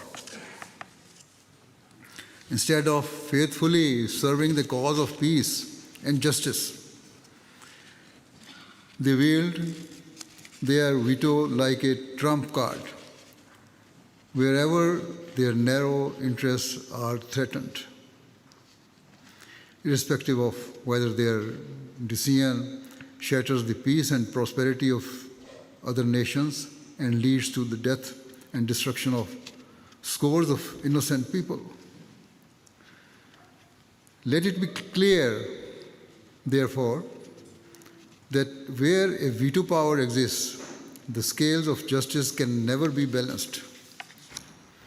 Nonetheless, despite these reservations, I realized that I must use this opportunity to speak because Islam teaches Muslims never to waver in the pursuit of peace. It teaches us to speak the truth so that when held accountable before Allah the Almighty, a believer can truthfully claim to have tried his utmost to save his creation from destruction. Furthermore, the Holy Prophet of Islam, peace and blessing of Allah be upon him, has stated that the greatest form of jihad, a term that is consistently misunderstood and misrepresented, is to speak truthfully and courageously before one's leaders, especially those who are hard-hearted, unjust, and cruel. Certainly, if weaker nations or individuals like myself, who have no political affiliation, try to speak up, it is rarely appreciated, and those who do can face difficulties or risk sanctions. Myriad of conflicts taking place in the world. The most pressing and dangerous are those taking place between Israel and Hamas and the ongoing war between Russia and Ukraine. Some people may believe or may have been conditioned to think that the conflict between Israel and Palestine is a religious war. However, in reality, it is a geopolitical and territorial conflict. In February, 13 out of 15 members of the UN Security Council voted in favor of an immediate ceasefire in Gaza, but the United Nations utilized its veto, United States utilized its veto power, and the resolution was defeated. How can peace be established where the majority view is so easily discarded? That is not justice. Instead, it is a rejection of democracy and principle of equality. Contrary to these man-made laws, Islam's teachings emphasize justice to such a degree that chapter 5, verse 9 of the Holy Quran states that the enmity of any nation or people must never incite one to deviate from the path of justice and fairness. Manifesting such integrity is nearer to righteousness. Non-religious people will surely recognize the wisdom and benefit of adopting this preeminent standard of justice. The Ahmadiyya Muslim community, based on the teachings of Islam, continues and will always continue to strive earnestly in the cause of peace and champion the rights of those who are powerless and are the victims of injustice. We will, God willing, constantly endeavor to use whatever means we have to influence those within our reach, be they politicians, policymakers, intellectuals, and others, towards establishing peace in the world.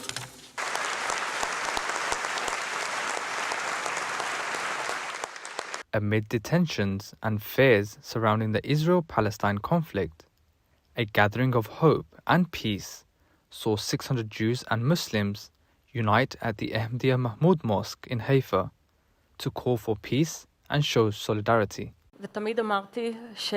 I knew and I had always said that good can always prosper in the city of Haifa, and you are the most precious treasure we have in our city.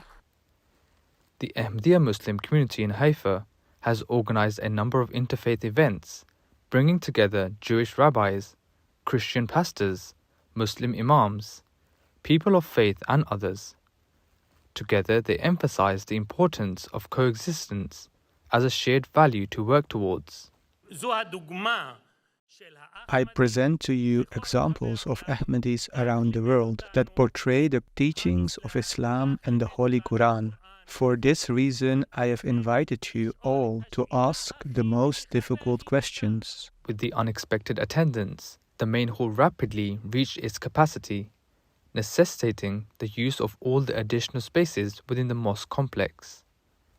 Guests commended and thanked the efforts of the community. This event has put a smile on my face because I was not in a good state. After listening to the speech of National President, I felt relief, and this is the first time I have met him. He is a very extraordinary individual, and I wish he can become the Prime Minister of our country. These days, true leadership roles can be seen through the National President and the Ahmadiyya Muslim community in events organized like today's. This is the first of its kind in Haifa at such a big scale. This is true leadership, and this is what we need in such times. Without a doubt, this is an important step, and it makes us feel safe during these unprecedented times. This act of unity serves as a beacon of hope in a region marred by discord and conflict, embodying the core message of the Ahmadiyya Muslim community: love for all, hatred for none. Nusharon Rashid, MTA News.